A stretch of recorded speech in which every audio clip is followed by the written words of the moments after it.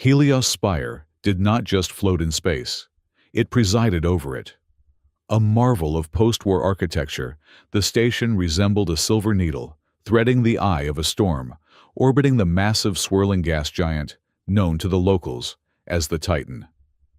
On the upper decks, where the diplomats and the wealthy resided, the view was a breathtaking panorama of violent orange storms and crushing gravity, safely observed through reinforced diamond glass. Down in the engineering rings, however, the view was mostly gray bulkheads, recycled air ducts, and the flickering blue light of failing holographic advertisements. Adrian Hale preferred the gray bulkheads. They made sense. They followed logic circuits and load-bearing equations. Unlike the upper decks where politics flowed like expensive wine and was just as likely to leave a stain, the engineering sector was honest. Adrian sat in the cramped cafeteria of the Stellar Academy, his datapad displaying a schematic of a sublight thruster he was trying to optimize for his thesis. He was a young man of average height, perhaps a little on the lean side from forgetting to eat meals, with messy brown hair that perpetually looked like he had just pulled a VR headset off his skull. He tapped the screen with a stylus, frowning. "You are going to burn out the intake valve if you route the plasma that way," a voice said. Adrian did not look up. "If I route it the standard way, I lose 3% efficiency. I would rather replace a valve every 6 months than lose thrust during a gravitational slingshot." He finally glanced up. It was Cale, a fellow engineering student with cybernetic implants along his jawline that hummed faintly when he was stressed. Right now, Cale looked stressed. "Forget the thruster, Adrian," Cale said, sliding into the seat opposite him. "Did you check your messages? The housing administration just purged the wait list for the dorms. A glitch in the allocation algorithm." Adrian felt a cold knot form in his stomach, a sensation entirely unrelated to the synthetic protein paste he was eating. "What do you mean, purged?"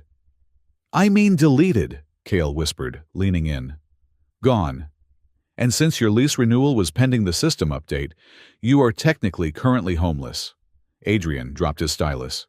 It clattered loudly on the metal table. "That is impossible. I paid the deposit 2 weeks ago. I have a confirmation code. It is Alpha 97.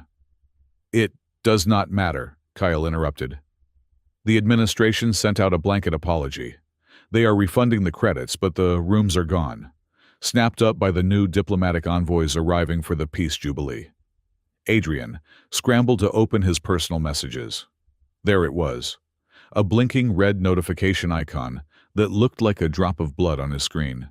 He opened it. The text was polite, bureaucratic, and devastating. "Due to an administrative error, your housing contract has been voided. Please vacate your current pod by 1800 hours today. We apologize for the inconvenience." 1800 hours. Adrian checked the time. It was currently 1400 hours.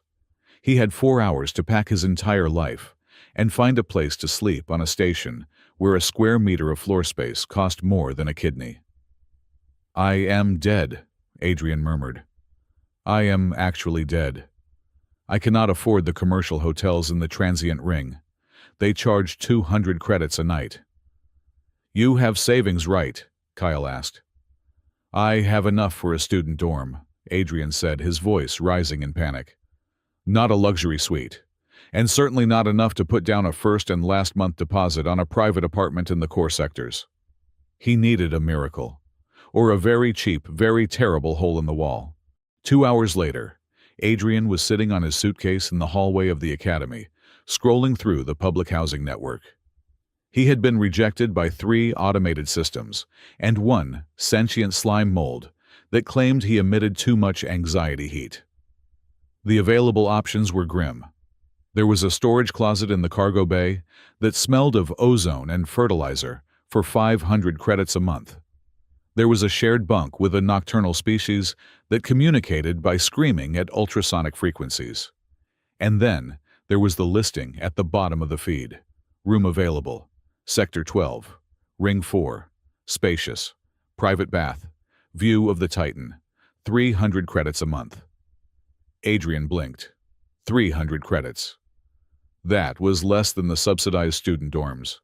He read the fine print expecting to see a catch like, "Must donate blood weekly," or "Atmosphere not oxygen-based." Instead, there was a simple note in bold text: "Tenants must be quiet, respectful and tolerant of nocturnal activity. Warning: co-occupant is a Fenry veteran. Must be comfortable with shedding and occasional growling." Adrian swallowed hard. A Fenry. The war had ended 10 years ago, but the images were still burned into the collective consciousness of the galaxy. The Fenry were 8-foot-tall lupine bipeds, a warrior race from the moon of Vargos. They were fast, strong, and terrifyingly efficient in combat. During the border wars, they had been the nightmares of the human infantry. And now, one of them needed a roommate. "Do not do it," Kale said, looking over Adrian's shoulder. Adrian, seriously. A Fenry in the civilian sector, that has to be a dishonored exile or a mercenary. You will wake up with your throat ripped out because you chewed your cereal too loudly. "I do not chew loudly," Adrian defended weakly. "And look at the price, Kyle. 300 credits. I could actually afford to eat real food occasionally." "You will be the food," Kale countered. Adrian looked at his suitcase. It contained his clothes, his datapad, and 3 boxes of antique model starships that he had spent years assembling. He looked at the time. 1600 hours. "I have no choice," Adrian said, standing up. "It is either the wolf or the airlock." He tapped the request viewing button. Sector 12 was known as the Old Ring. It was built during the first wave of colonization, before the sleek aesthetics of the modern Federation took over. The corridors here were wider. The lights hummed with a yellow tungsten warmth, rather than the sterile white LEDs of the Academy, and the gravity plating felt a fraction heavier. Adrian stood in front of apartment 4B, his heart hammering against his ribs like a trapped bird. The door was solid steel, scratched near the bottom as if something sharp had tested the metal. A neighbor, a small, multi-eyed creature that looked like a walking artichoke, scuttled past him, giving the door a wide berth. "Good luck, soft skin," the creature hissed. "The last one lasted 6 hours." Adrian took a deep breath. "I am Adrian Hale," he told himself. "I am a systems engineer. I deal with logic. Fear is just a biochemical reaction to unknown variables." He pressed the buzzer. A moment of silence, heavy and thick. Then the sound of heavy locks disengaging. Thud, thud, click. The door slid open. The room inside was dark, the only illumination coming from the massive circular window on the far wall that framed the swirling orange storms of the gas giant outside. Silhouetted against that violent backdrop stood a figure. She was enormous. That was Adrian's first thought. Not just tall, though she easily cleared 7 feet, but powerful.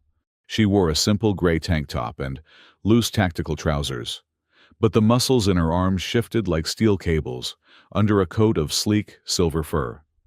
Her ears, pointed and tufted with black, swiveled toward him. A tail, long and thick with muscle, swept slowly behind her, not in a wag, but like a rudder steadying a ship. She stepped forward into the light of the hallway. Her face was a landscape of sharp angles, a muzzle that could crush bone framed by a mane of silver hair that was tied back severely. But it was her eyes that pinned Adrian to the floor. They were gold, glowing faintly in the dim light, with vertical slit pupils that dilated as they focused on him. "You are the applicant," she said. Her voice was a low rumble, a tectonic grind that Adrian felt in the soles of his boots. It wasn't aggressive, but it carried an inherent threat, like the idle of a tank engine. "Yes," Adrian squeaked. He cleared his throat, trying to drop his voice an octave. "Yes, I am Adrian. I saw the ad." The Fenry sniffed the air. Her nose wrinkled slightly. "You smell of fear and solder flux." "I am an engineering student," Adrian said, clutching his bag strap. "The flux comes with the territory. The fear is, well, you are very tall." She stared at him for a long moment, unblinking. Then, surprisingly, she stepped aside. "Enter. Take your shoes off. If you track mud on my floor, I will throw you out the airlock myself." Adrian hastily kicked off his boots and stepped inside. The apartment was shocking. Based on the exterior and the reputation of the species, he had expected a den bones animal hides chaos. Instead, the place was immaculate. The floor was polished to a mirror shine. The furniture was sparse but high quality, arranged with military precision. There wasn't a speck of dust anywhere. It smelled faintly of pine and antiseptic. "I am Ria Talcor," she said, closing the door. The sound of the locks engaging again made Adrian jump. "Pleasure to meet you, Ria," Adrian said. He looked around. "The place is incredible. For 300 credits." "I do not need the money," Ria said, walking to the kitchenette. She poured a glass of water, the glass looking like a thimble in her massive clawed hand. "I need the housing authority off my back. They require multi-species occupancy for this sector to maintain tax incentives. I need a warm body to occupy the second room. You need a place to sleep. It is a transaction." She turned to face him, leaning against the counter. "Rules. 1. No loud noises after 2200 hours. My hearing is sensitive. 2. Do not touch my food. Meat is expensive, and if you eat my protein rations, I will look at you as a replacement. 3. No guests. I do not like strangers." "Reasonable," Adrian said quickly. "I study most nights. I am quiet. I am practically furniture." "We will see," Ria said. She narrowed her eyes. "You have a name human, beyond Adrian." Adrian froze. This was the part he hated. This was the part where he usually lied or mumbled or tried to change the subject. But Ria Talcor did not look like someone who accepted mumbling. And this was an official housing contract. He couldn't use a fake name. "Hale," Adrian said softly. "My name is Adrian Hale." The reaction was instantaneous. Ria's ears flattened against her skull. The fur along her shoulders bristled, standing up like electrified wire. Her tail stopped moving completely. The golden eyes flared, the pupils contracting to needle-thin slits. A low sound began in her chest, not a growl, but a vibration that rattled the glasses on the shelf. "Hale," she repeated. The word sounded like a curse in her mouth. Adrian took a step back, his hands raising instinctively. "Look, it is a common name. Very common. Like Smith. Or Jones." "It is not common," Ria said, pushing off the counter. She took a step toward him, looming. "Captain Jace Hale, the butcher of Moon 6, the man who ordered the orbital bombardment of the Talcor nesting grounds." Adrian winced. He hated the title, the Butcher. To the humans, his father was the Shield of Terra. To the history books, he was a complicated strategic figure. To Adrian, he was just the reason people looked at him with either hero worship or hatred. "He was my father," Adrian admitted, deciding that lying to a predator was a fatal error. "But I am not him. I build navigation systems. I do not command warships. I just need a room, Ria. I have nowhere else to go." Ria stared at him. Her mind was racing a chaotic storm of memories. The fire falling from the sky, the screams of her pack, the name Hale whispered with dying breaths. Every instinct in her hunter's brain told her to tear this boy apart, or at least throw him out into the corridor. But then she looked at him. Really looked at him. He was trembling. His pulse was visible in his neck. He looked about as threatening as a wet towel. This was the spawn of the monster. This scrawny, pale thing with ink stains on his fingers. A dark, twisted curiosity took hold of her. If she kicked him out, he disappeared. If she kept him here, she could watch him. She could learn if the rot of the father lived in the son. And perhaps if he proved to be a monster in disguise, she would be the first to know. The growl in her chest subsided, though the tension in her shoulders remained. "Room 2 is on the left," she said, her voice icy. "First month's rent is due now. Do not make me regret this, Hale, because my regret usually involves violence." Adrian let out a breath he didn't realize he had been holding. "Thank you. I swear you won't even know I am here." Moving in took less than an hour. Adrian's room was smaller than the main living area, but it had a desk and a narrow window.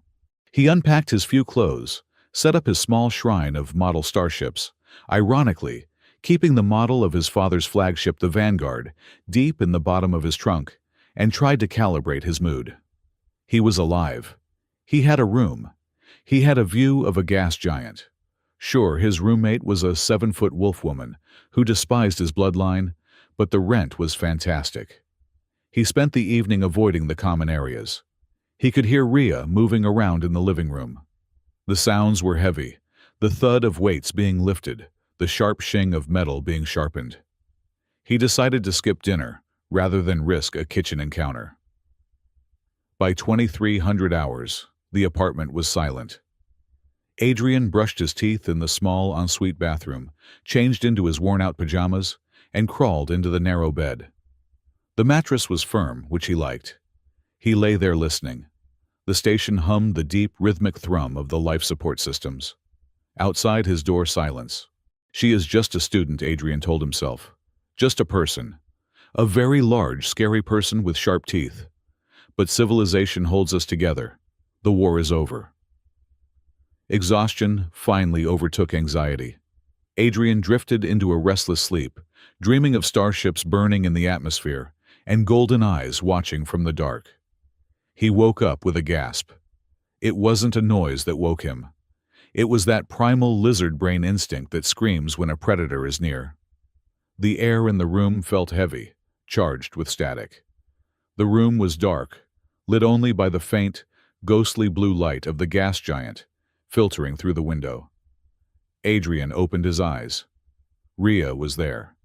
She was standing right beside his bed, looming over him like a gargoyle. She hadn't made a sound. In the darkness, her silver fur looked like smoke. But her eyes were twin lanterns of bioluminescent yellow, floating in the dark, staring down at him. She was close, uncomfortably close.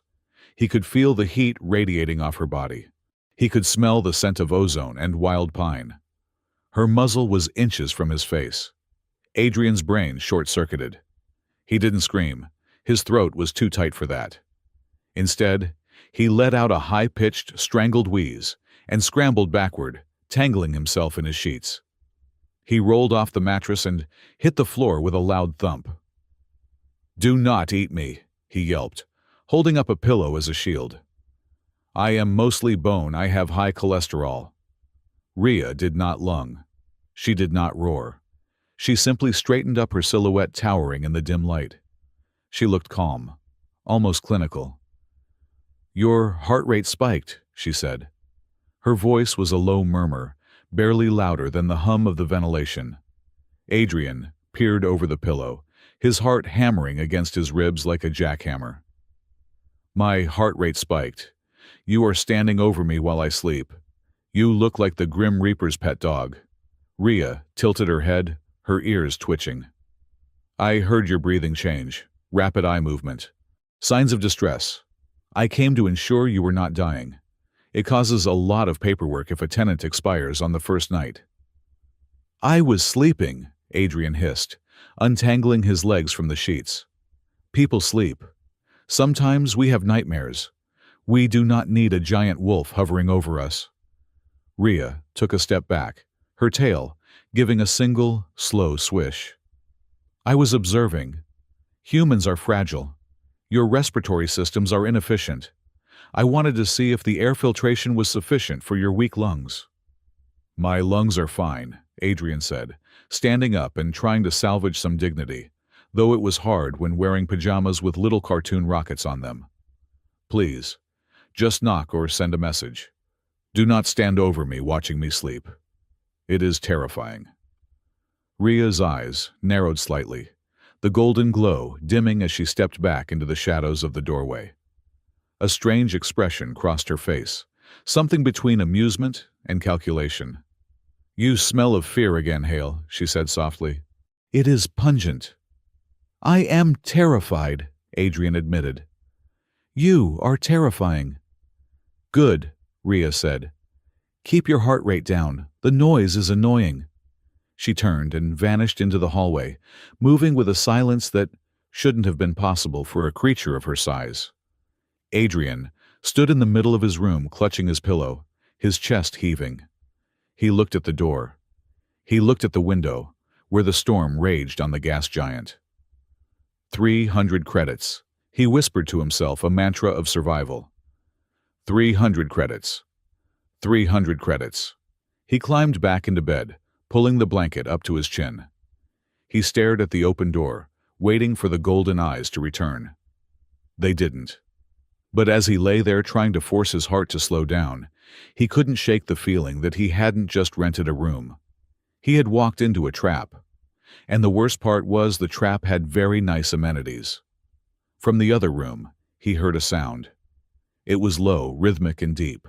It sounded like a growl, but slower. Rhea was snoring. Adrian stared at the ceiling. God help me, he thought. I am living with a monster, and she snores. The next morning, the sun, or rather the artificial day cycle lighting of the station, poured into the kitchen. Adrian stumbled out of his room bleary-eyed and desperate for caffeine.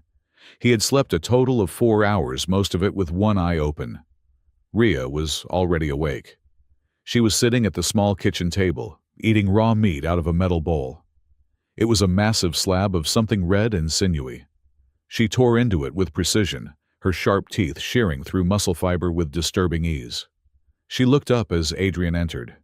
She was wearing a loose training shirt that showed off the terrifying definition of her shoulders.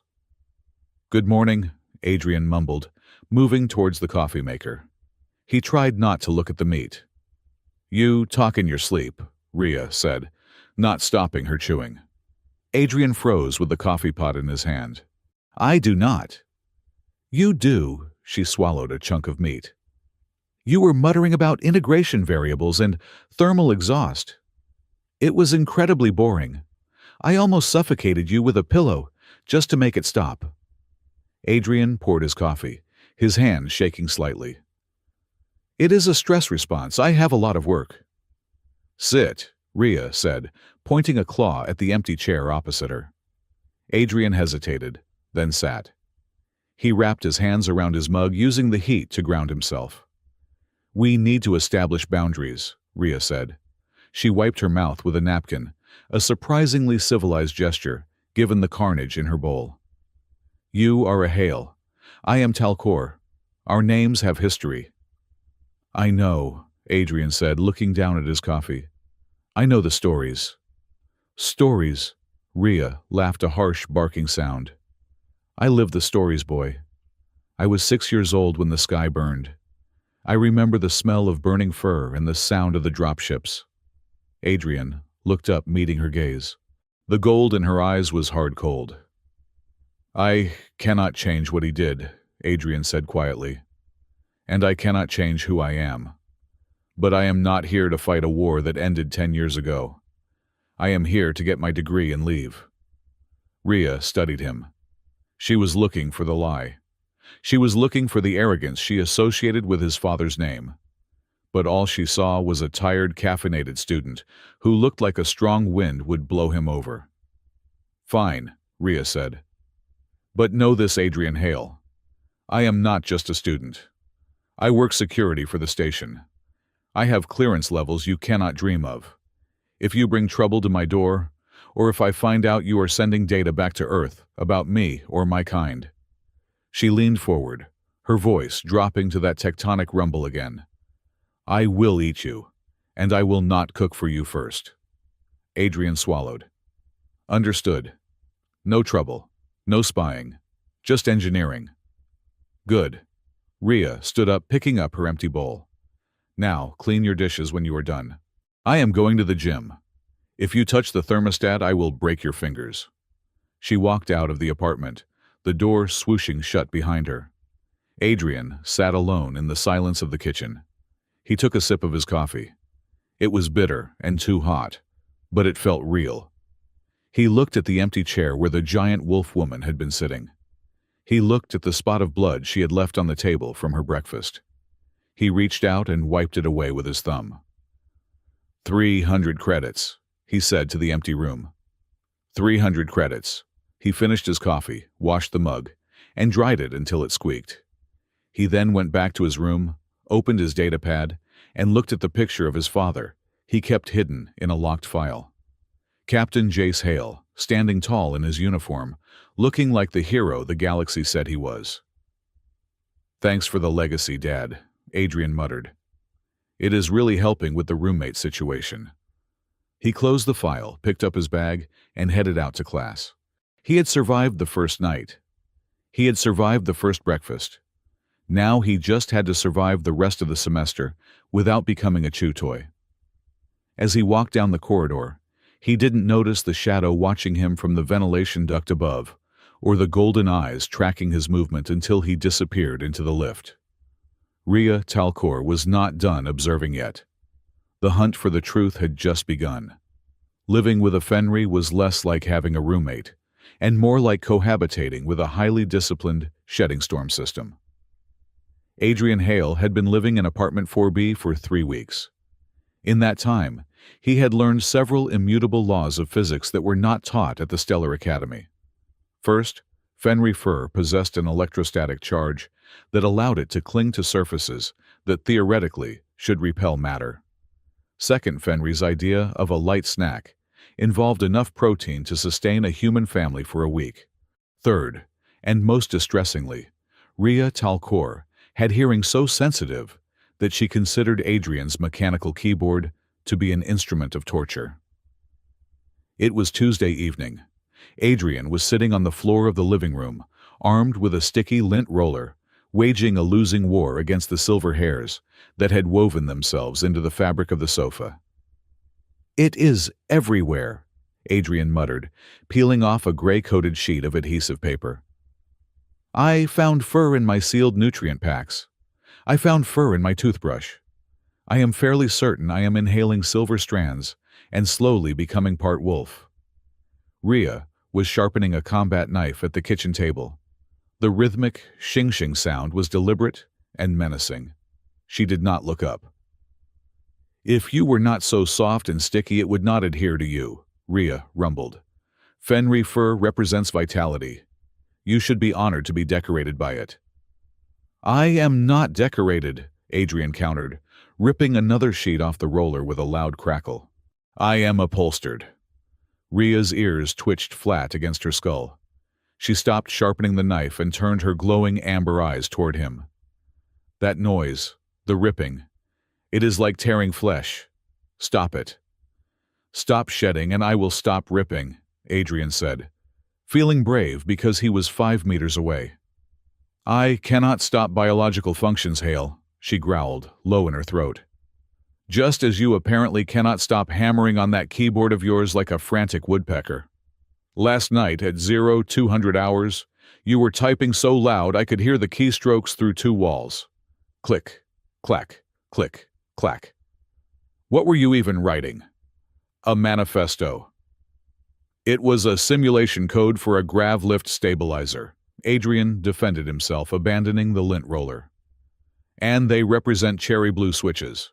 They provide tactile feedback. It is precise." "It is acoustic violence," Rhea said, pointing the knife at him.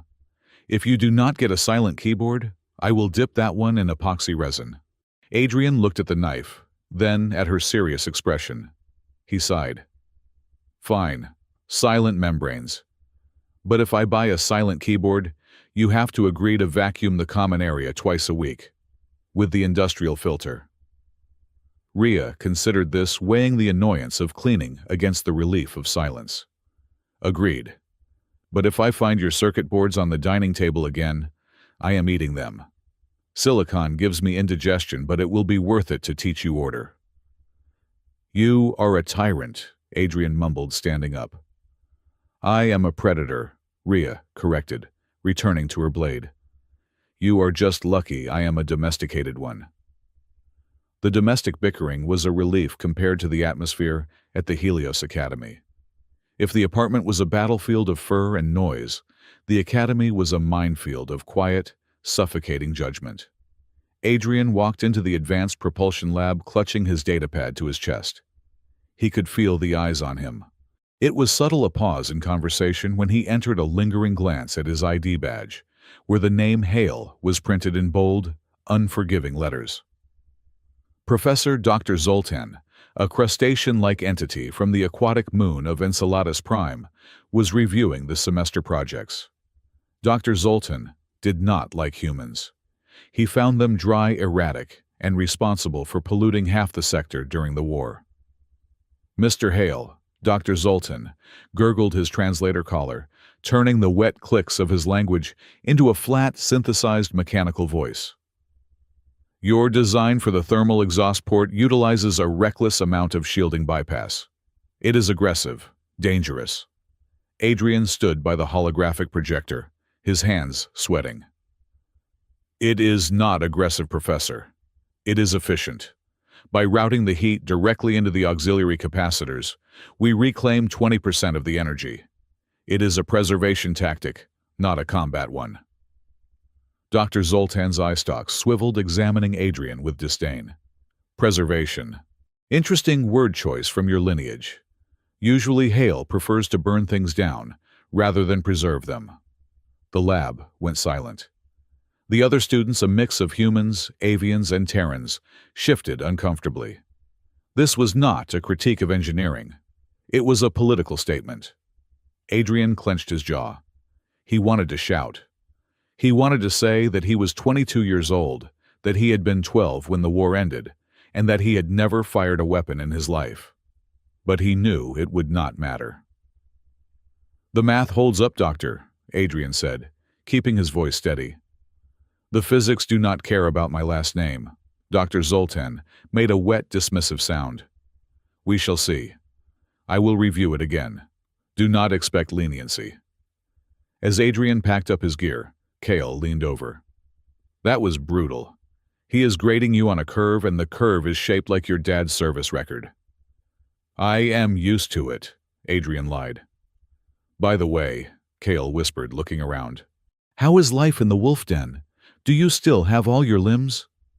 She is intense, Adrian admitted. But she pays her half of the rent on time, and she does not steal my food. Honestly, she is a better roommate than you were in the dorms. At least she cleans up her mess. Just be careful, Cale said, his voice dropping. I saw her yesterday near the loading docks. She was in full tactical gear, not Academy security, real heavy armor, black ops looking stuff. She body slammed a smuggler into a bulkhead like he weighed nothing. She is not just a student, Adrian. She is a weapon. The image of Rhea in tactical gear stuck in Adrian's mind. He knew she worked security, but he had assumed it was standard mall cop duty, chasing teenagers away from the fusion reactors, or breaking up drunk brawls at the spaceport bar. That evening, walking home through the lower maintenance tunnels to save on transit fare, Adrian saw something that confirmed Cale's warning. Ahead, in the shadows of a coolant interchange, 3 large figures were surrounding a smaller one. It was a shakedown. The distinct hum of plasma knives filled the air. Pay the toll or we vent your suit, one of the thugs growled. Before Adrian could even think about calling the authorities, a shadow dropped from the overhead pipes. It landed with a heavy metallic thud that shook the grating. It was Rhea. She was wearing a matte black impact suit, her silver fur pressed flat against the armor. She didn't have a gun. She didn't need one. The fight lasted 6 seconds. Adrian watched, frozen behind a pillar, as Rhea moved with a terrifying fluid grace. She caught the first thug's arm, snapped the wrist, and used his momentum to kick the second one into the wall. The third tried to run. She lunged, covering 5 meters in a single bound, and pinned him to the floor by his neck. She leaned down, her face inches from the terrified criminal. She whispered something Adrian could not hear, and the thug nodded frantically. She let him go, and the 3 of them scrambled away like rats. Rhea stood up, adjusting her gloves. She sniffed the air. Then she turned her head slowly, looking directly at the pillar where Adrian was hiding. You are breathing too loud, Hale, she called out. Adrian stepped out, his hands raised. I was just walking home. Rhea walked toward him. Up close, the adrenaline was still rolling off her in waves. Her pupils were blown wide, black holes swallowing the gold. She looked wild, dangerous. "You should not be in these tunnels," she said, her voice rough. "It is not safe for soft things." "I am not soft," Adrian said, though his voice cracked. "And I did not know you were on duty." "I am always on duty," Rhea said. She walked past him, her tail brushing against his leg. It felt like a steel cable wrapped in velvet. "Come, I will walk you to the lift. If you die on my watch, the paperwork is dreadful." While Adrian was grappling with the realization that his roommate was a highly trained combatant, Rhea was grappling with something far more complicated: her family. 2 days later, she received a summons. It was not official. It was a mark chalked onto the doorframe of the apartment building, a Fenry rune that meant pack gathering. She went to the sub-basement of the engineering sector, a place where the hum of the station's massive engines drowned out all conversation. There, in a dimly lit storage room, Karn Talvor was waiting. Karn was her uncle, her mother's brother. He was a mountain of a Fenry, his fur gray and matted with scars.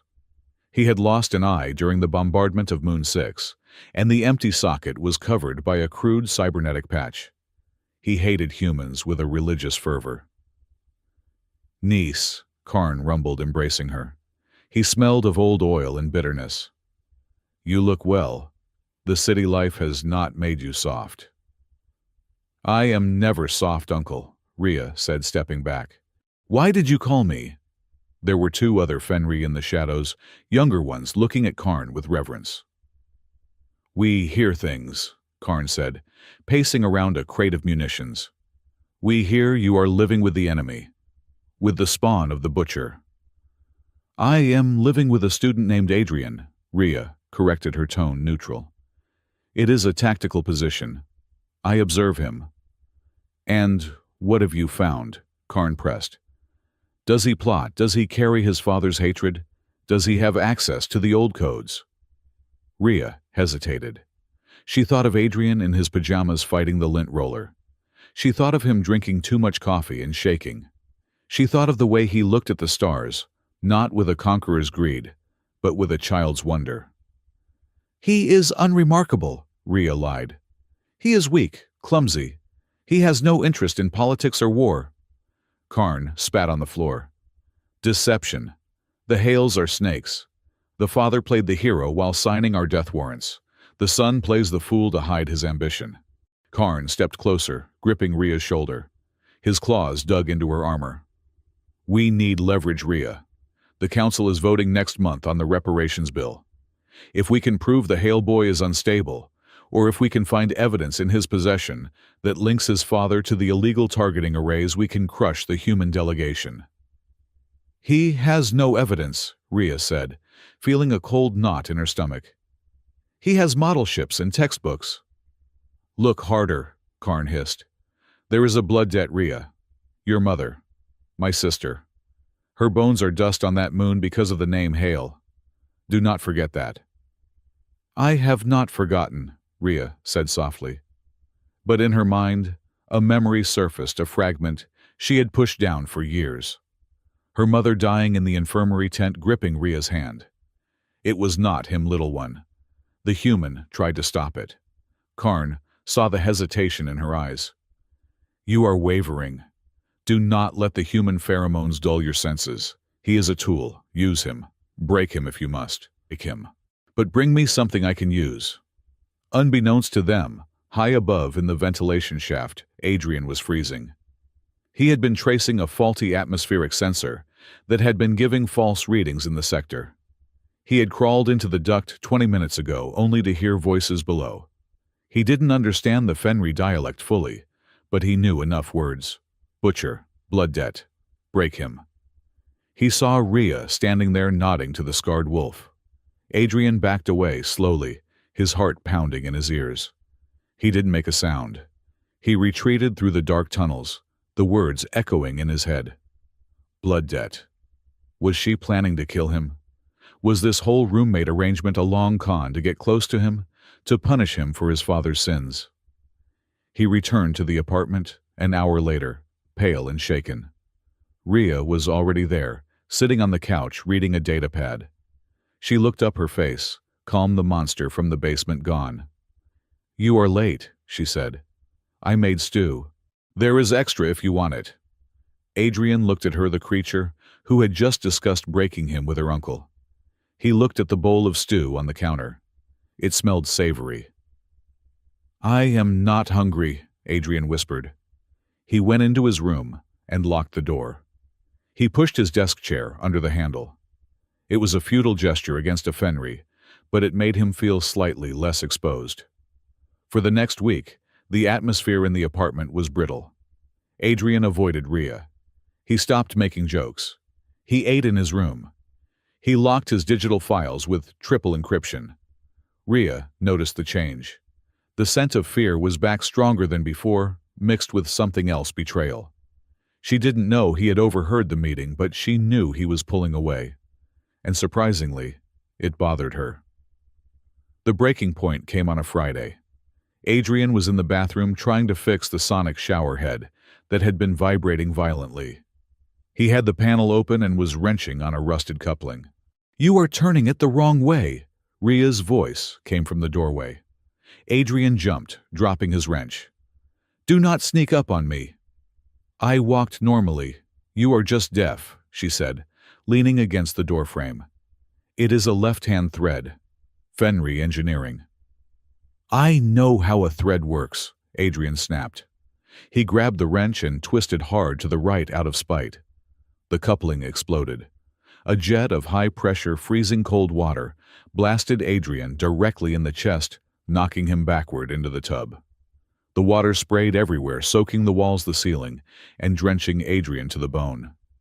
He sat there in the tub, water dripping from his nose, his hair plastered to his skull, looking like a drowned rat. Silence filled the room. Then, a sound erupted from Rhea. It was a bark. A deep, guttural, rhythmic sound. She was laughing. She was laughing so hard, she had to hold onto the doorframe. Her tail was wagging, actually wagging, thumping against the wall. You look," she gasped between laughs, "like a wet sock." Adrian wiped the water from his eyes. He looked at the giant, terrifying warrior, who was currently doubled over with giggles.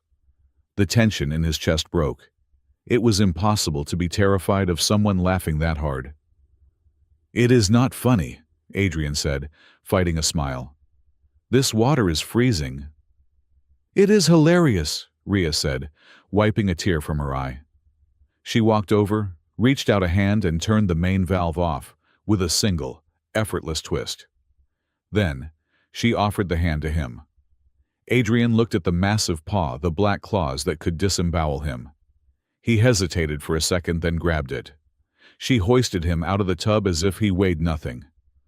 "Go dry off," she said, her voice still warm with amusement. "I will fix the pipe." And Adrian, "Yeah, righty-tighty does not apply to station plumbing." That night, the wall between them crumbled a little more. To apologize for the water disaster, Rhea offered to share her dinner. It was a Fenry delicacy, seared meat, spiced with Vargos fire peppers. "It will put hair on your chest," Rhea warned. "I have hair on my chest," Adrian said, taking a bite. 3 seconds later, Adrian was gasping his face, turning a vibrant shade of purple. It burns the soul," Rhea smirked, handing him a glass of milk. Weak. In retaliation, Adrian brought out a box of Terran chocolate truffles he had been saving. "Try this. It is a chemical compound of sugar and fat that induces happiness." Rhea sniffed it suspiciously, then popped one into her mouth. Her eyes widened. The pupils dilated. Her ears perked up. "Oh," she whispered. "This is acceptable." "Acceptable you are vibrating," Adrian pointed out. "Give me the box," Rhea commanded. "Trade," Adrian said. "1 truffle for 1 story. A real story, not a war story." Rhea paused. She looked at the chocolate, then at Adrian. She sighed. "Fine. When I was a pup, I chased a lighthopper bug into a ravine and got my head stuck in a hollow log. My father had to grease my ears with animal fat to pull me out. The pack called me Butterhead for 3 cycles. Adrian laughed. It was a genuine warm laugh. Rhea found herself smiling back. At that moment, the blood debt felt very far away. But the universe had a way of testing fragile peace. 2 nights later, the warning sirens wailed across Helios Spire. A massive ion storm had flared up on the Titan. The gas giant was throwing a tantrum, sending waves of electromagnetic radiation slamming into the station's shields. The station shook violently. The gravity plating flickered, making the floor feel like it was dropping out from under them every few seconds. The lights died, replaced by the strobing red emergency floods. For Adrian, it was not just a storm. It was a trigger. When he was 10, during the evacuation of the border colonies, his transport ship had been hit by an ion pulse. The life support had failed. He had spent 12 hours floating in the dark, watching the air scrubbers fail, listening to people suffocate. When the lights went out in the apartment, Adrian crumbled. He scrambled under the heavy dining table, curling into a ball, his hands over his ears rocking back and forth. Not again. Not again. Please. Rhea came out of her room, moving easily in the dark. Adrian, it is just turbulence. The shields are holding at 90%. It is standard. She didn't hear a reply. She scanned the room with her night vision and saw the huddled shape under the table. She smelled the terror, acrid and overwhelming. She approached slowly. She didn't drag him out. Instead, she laid down on the floor, sliding her massive frame under the table, until she was sitting next to him. Adrian, she said, her voice dropping to a soothing rumble, a sound mother wolves made to their pups. Breathe. You are on Helios. You are on the floor. I am here. Can't breathe, Adrian gasped. The air is running out. Darkness. The air is fine, Rhea said. Listen to me. She hesitated, then reached out and placed her hand on his back. Her hand covered his entire spine. She was warm, incredibly warm. The heat radiated through his shirt. When I was 12, Rhea said quietly, I was training in the north sector of Vargos. An ice shelf collapsed. I was trapped in a cavern for 3 days. No light. The cold was so deep it felt like burning. Adrian's rocking slowed slightly. He was listening. I thought I was dead, Rhea continued, stroking his back gently. But then I remembered my father told me that the ice sings before it breaks. So I listened. I listened to the darkness, and I heard the wind finding a crack. I followed the song of the wind and I dug my way out. She leaned closer, her shoulder pressing against his. Fear is the ice, Adrian. You are trapped in it. But you have to listen to the wind. Listen to my voice. I am the wind right now. Adrian took a shuddering breath. He focused on her voice, on the weight of her hand, on the solid, undeniable reality of her presence. The flashback faded. The station was still shaking, but he wasn't floating in space anymore. He was under a table with a wolf. Did you dig your way out? He whispered. I broke 3 claws, Rhea said. But I got out. Adrian turned his head to look at her in the red emergency light. Her eyes were glowing not with predatory hunger, but with a fierce protectiveness. Thanks, he breathed. Do not mention it, Rhea said. If you tell anyone I crawled under a table to cuddle a human, I will deny it. You are not cuddling, Adrian murmured, leaning his head against her shoulder. You are providing tactical thermal support. Correct, Rhea said. They stayed there for 2 hours until the storm passed and the main lights flickered back on. When they crawled out, stiff and sore, something had fundamentally shifted. Adrian wasn't just a roommate anymore, and Rhea wasn't just a monster. They were survivors. The next day, Rhea sat in her room, her datapad open. Karn was demanding a report. What have you found? Give me his weakness. Rhea looked at the blinking cursor. She typed, Subject is physically weak, prone to panic under stress. She paused. She thought of Adrian fixing the pipe. She thought of him handing her the chocolate. She thought of the way he had looked at her under the table, trusting her completely when he was at his most vulnerable. She deleted the line. She typed, "Subject shows no sign of political ambition. He is a diligent engineer. No evidence of anti-Fenry sentiment found. Recommendation suspend surveillance." She knew Karn would be furious. She knew he would demand more. But looking at the empty chocolate box on her desk, she realized she didn't care. She wasn't going to be the monster the story demanded her to be. That night, the sky was clear. The storm had left the atmosphere of the Titan churned into spectacular bands of violet and gold. Adrian was standing on the small balcony, looking out at the gas giant. The wind from the ventilation systems ruffled his hair. The door slid open, and Rhea stepped out. She held 2 mugs of tea. She handed one to him. "Chamomile," she said. "For the nerves." "Thanks," Adrian said. He took a sip. "Rhea." "Yes." "Why did you really pick this apartment and why me?" Adrian asked. "You could have lived in the Fenry sector. You could have lived alone. Why risk living with a Hale?" Rhea leaned against the railing looking out at the stars. She could lie. She could say it was for the mission. But the mission felt like ash in her mouth now. "I wanted to see," she said slowly, "if the monster was in the blood." Adrian tensed. "And is it—" Rhea turned to face him. She looked at his messy hair, his tired eyes, the ink stains on his fingers. She looked at the boy who panicked in storms but shared his chocolate. "I was told," Rhea said, "that humans were cruel, that they were deceitful, that they took without asking." She took a step closer to him. The distance between them closed. The air felt charged, but not with static this time. It was something else, a gravity of their own making. "But you," she said, her voice dropping to a whisper. "You are just trying to fix things. Pipes, thrusters, people." "I am not very good at it," Adrian said, his voice barely audible. "You are adequate," Rhea said. It was high praise coming from her. They looked at each other. The golden eyes met the brown ones. There was no history between them at that moment.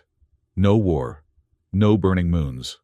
Just a man and a woman, well, a female wolf warrior, standing on a metal ledge in the middle of nowhere. "I wanted to see what humans really are," Rhea finished answering his question. "And what are we?" Adrian asked. Rhea's gaze dropped to his lips for a fraction of a second, then back to his eyes. Her ears flicked back a sign of submission, or perhaps invitation. "Complicated," she said. "And surprisingly warm." Adrian felt a blush creeping up his neck. He didn't look away. "Wolves are not so bad either. Once you get past the shedding." Rhea huffed a soft laugh. The tension held shimmering like the shield grid above them. It wasn't a kiss. Not yet. It was the realization that the line in the sand had been washed away, and they were both standing on the same side of the beach. "Get some sleep, Adrian," Rhea said softly, stepping back. "No storms tonight." "Good night, Rhea," he said. She went inside, leaving him alone with the view. But as the door closed, Adrian realized he wasn't watching the planet anymore. He was watching her reflection in the glass. And for the first time in his life, the name Hale didn't feel like a curse. It felt like a question he was finally ready to answer. From the shadows of the living room, Rhea watched him through the glass. She touched the spot on her chest, where her heart beat a slow, steady rhythm that had nothing to do with war. She had come to hunt a monster, but she was starting to fear that she had found something far more dangerous, a reason to forgive. The air on Heliospire tasted different on Memorial Day. The recyclers were working at maximum capacity to scrub the scent of ozone and incense from the atmosphere, but the smell lingered heavy and cloying. It was the smell of old grief. For the human population, the day was a celebration of survival. They draped the corridors of the upper rings in blue and gold banners. They polished the bronze statue of Captain Jace Hale that stood in the center of the Grand Plaza, until it gleamed like a second sun. For the Fenri, it was the night of the weeping roar. They did not hang banners. They painted white ash on their fur and gathered in the lower acoustic chambers to howl the names of the dead.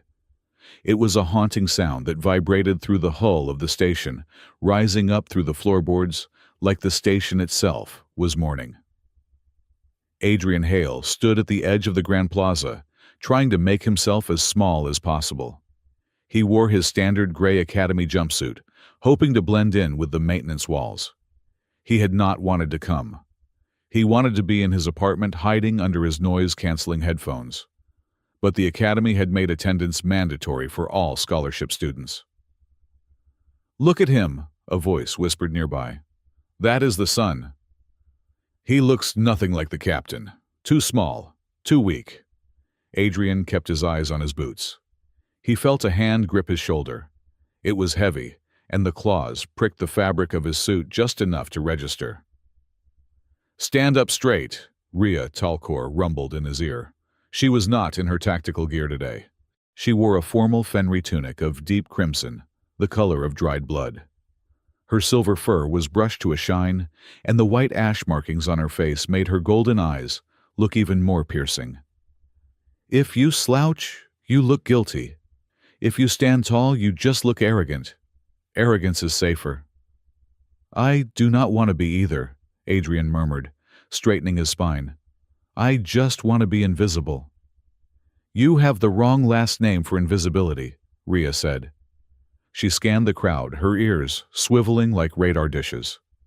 "The energy is wrong today. Too much static. Too much adrenaline." The ceremony began.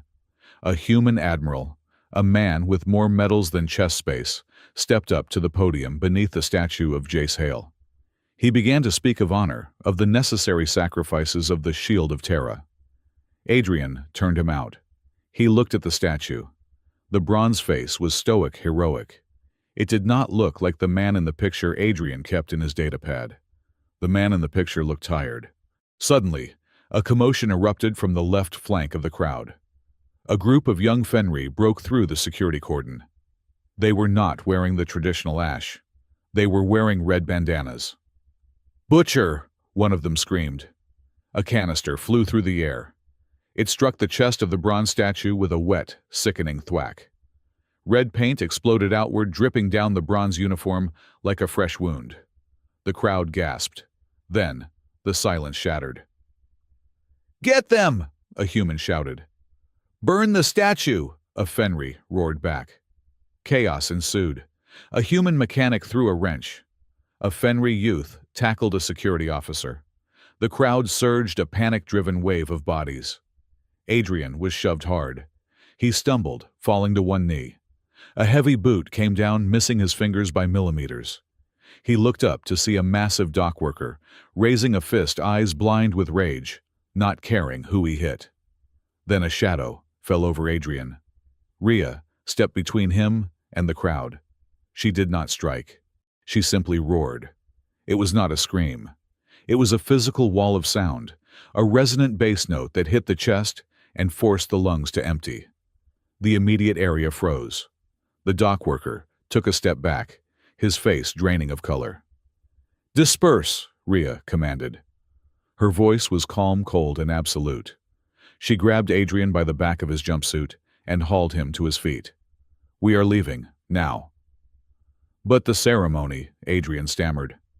"The ceremony is over," Rhea said, dragging him through a side exit.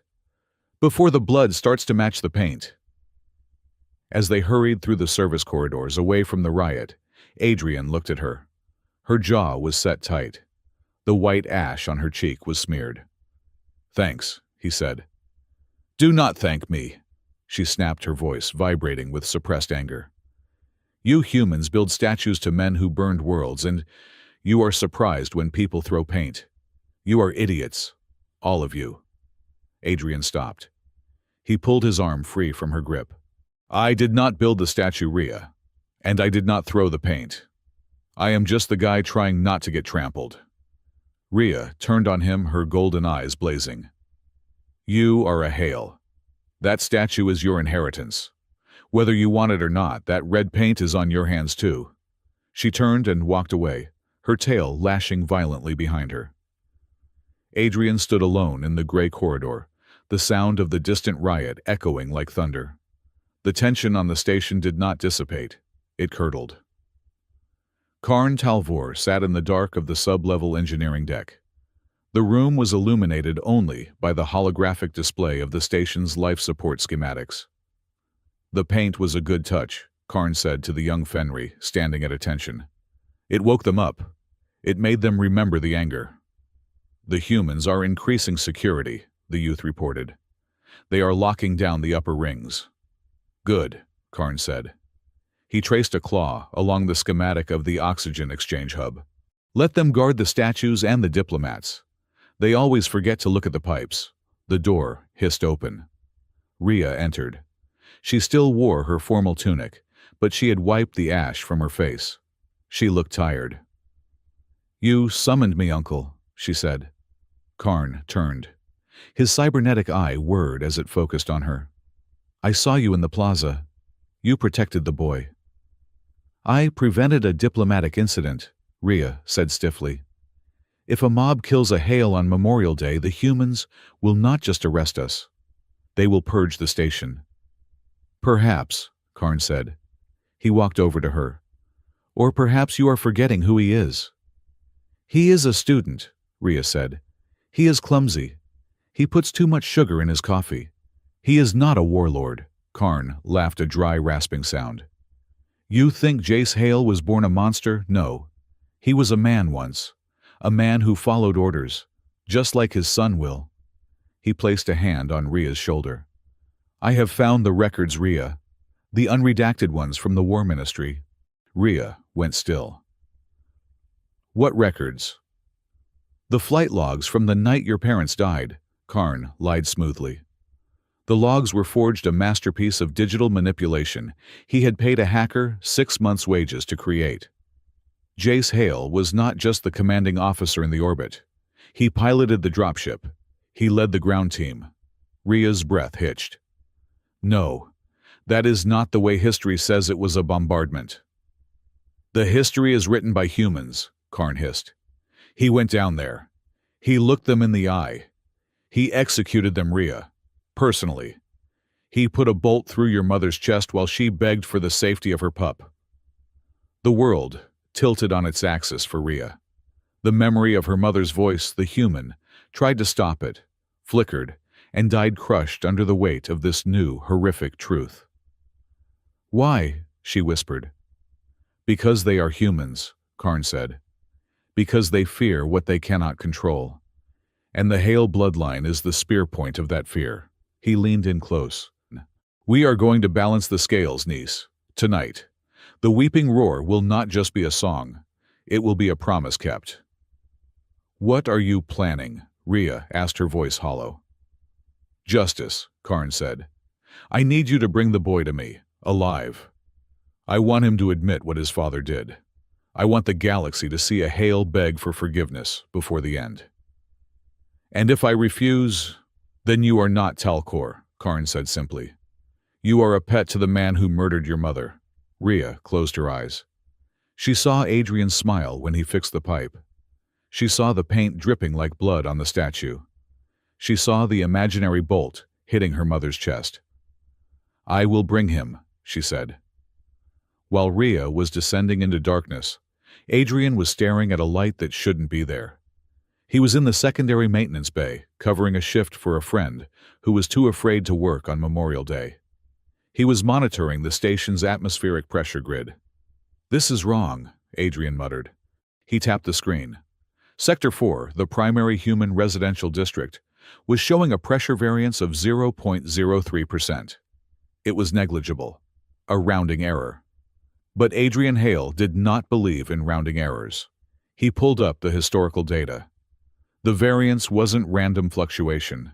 It was a pattern. Every hour on the hour, a bypass valve in the oxygen mixture relay was opening for 2 seconds. It wasn't venting oxygen out. It was letting something else in. He ran a simulation. If the valve continued to cycle like that, it wasn't just destabilizing the pressure. It was bypassing the safety regulators for the volatile hydrogen coolant used in the core. If the concentration hit 4%, a single spark would not just cause a fire. It would turn the entire human residential ring into a thermal bomb. Adrian felt the blood drain from his face. This wasn't a glitch. It was an execution order. He grabbed his comms unit and dialed the emergency engineering line. "Central," a bored human voice answered. "This is Adrian Hale, Level 3 student technician. I am reporting a critical code red in the Sector 4 oxygen grid. Someone is bleeding hydrogen into the mix." There was a pause. "Hale, is this a prank? We are a little busy with the riots, kid." "It is not a prank," Adrian shouted, his voice cracking. "Look at the bypass valve logs on Node 6. You have maybe 2 hours before the saturation point reaches explosive levels." "Listen, kid," the operator said, voice hardening. "We have reports of Fenry hackers trying to spook the grid all day. Just reset the sensor and go home. Stop trying to play the hero like your dad." The line clicked dead. Adrian stared at the comms unit. They didn't believe him. Because of his name. Because of the day. "Fine," Adrian said, grabbing his tool belt. "I will fix it myself." He rushed out of the bay, heading for the service lifts. But when the doors opened, he wasn't alone. Rhea was waiting for him. She looked different. The warmth he had seen over the last few weeks was gone, replaced by a glacial, terrifying emptiness. "Rhea," Adrian gasped. "Thank God. You have to help me. Someone is rigging the oxygen grid. Karn or someone like him is going to blow up the residential sector." Rhea did not move. She stepped into the lift and pressed the button for the sublevels. "Rhea," Adrian asked, backing up until he hit the wall of the lift. "That is the wrong direction. The valve is on deck 12. "We are not going to the valve," Rhea said. Her voice was flat dead. "We are going to see my uncle." "What? No, you do not understand. Thousands of people will die." "My parents died," Rhea said. She turned to look at him. "Your father shot them. He looked them in the eye and killed them." Adrian froze. "That is not true. The records say—" "The records are lies," Rhea roared, slamming her fist into the metal wall. The dent was the size of a dinner plate. "Karn showed me the logs. Your father was a murderer, Adrian.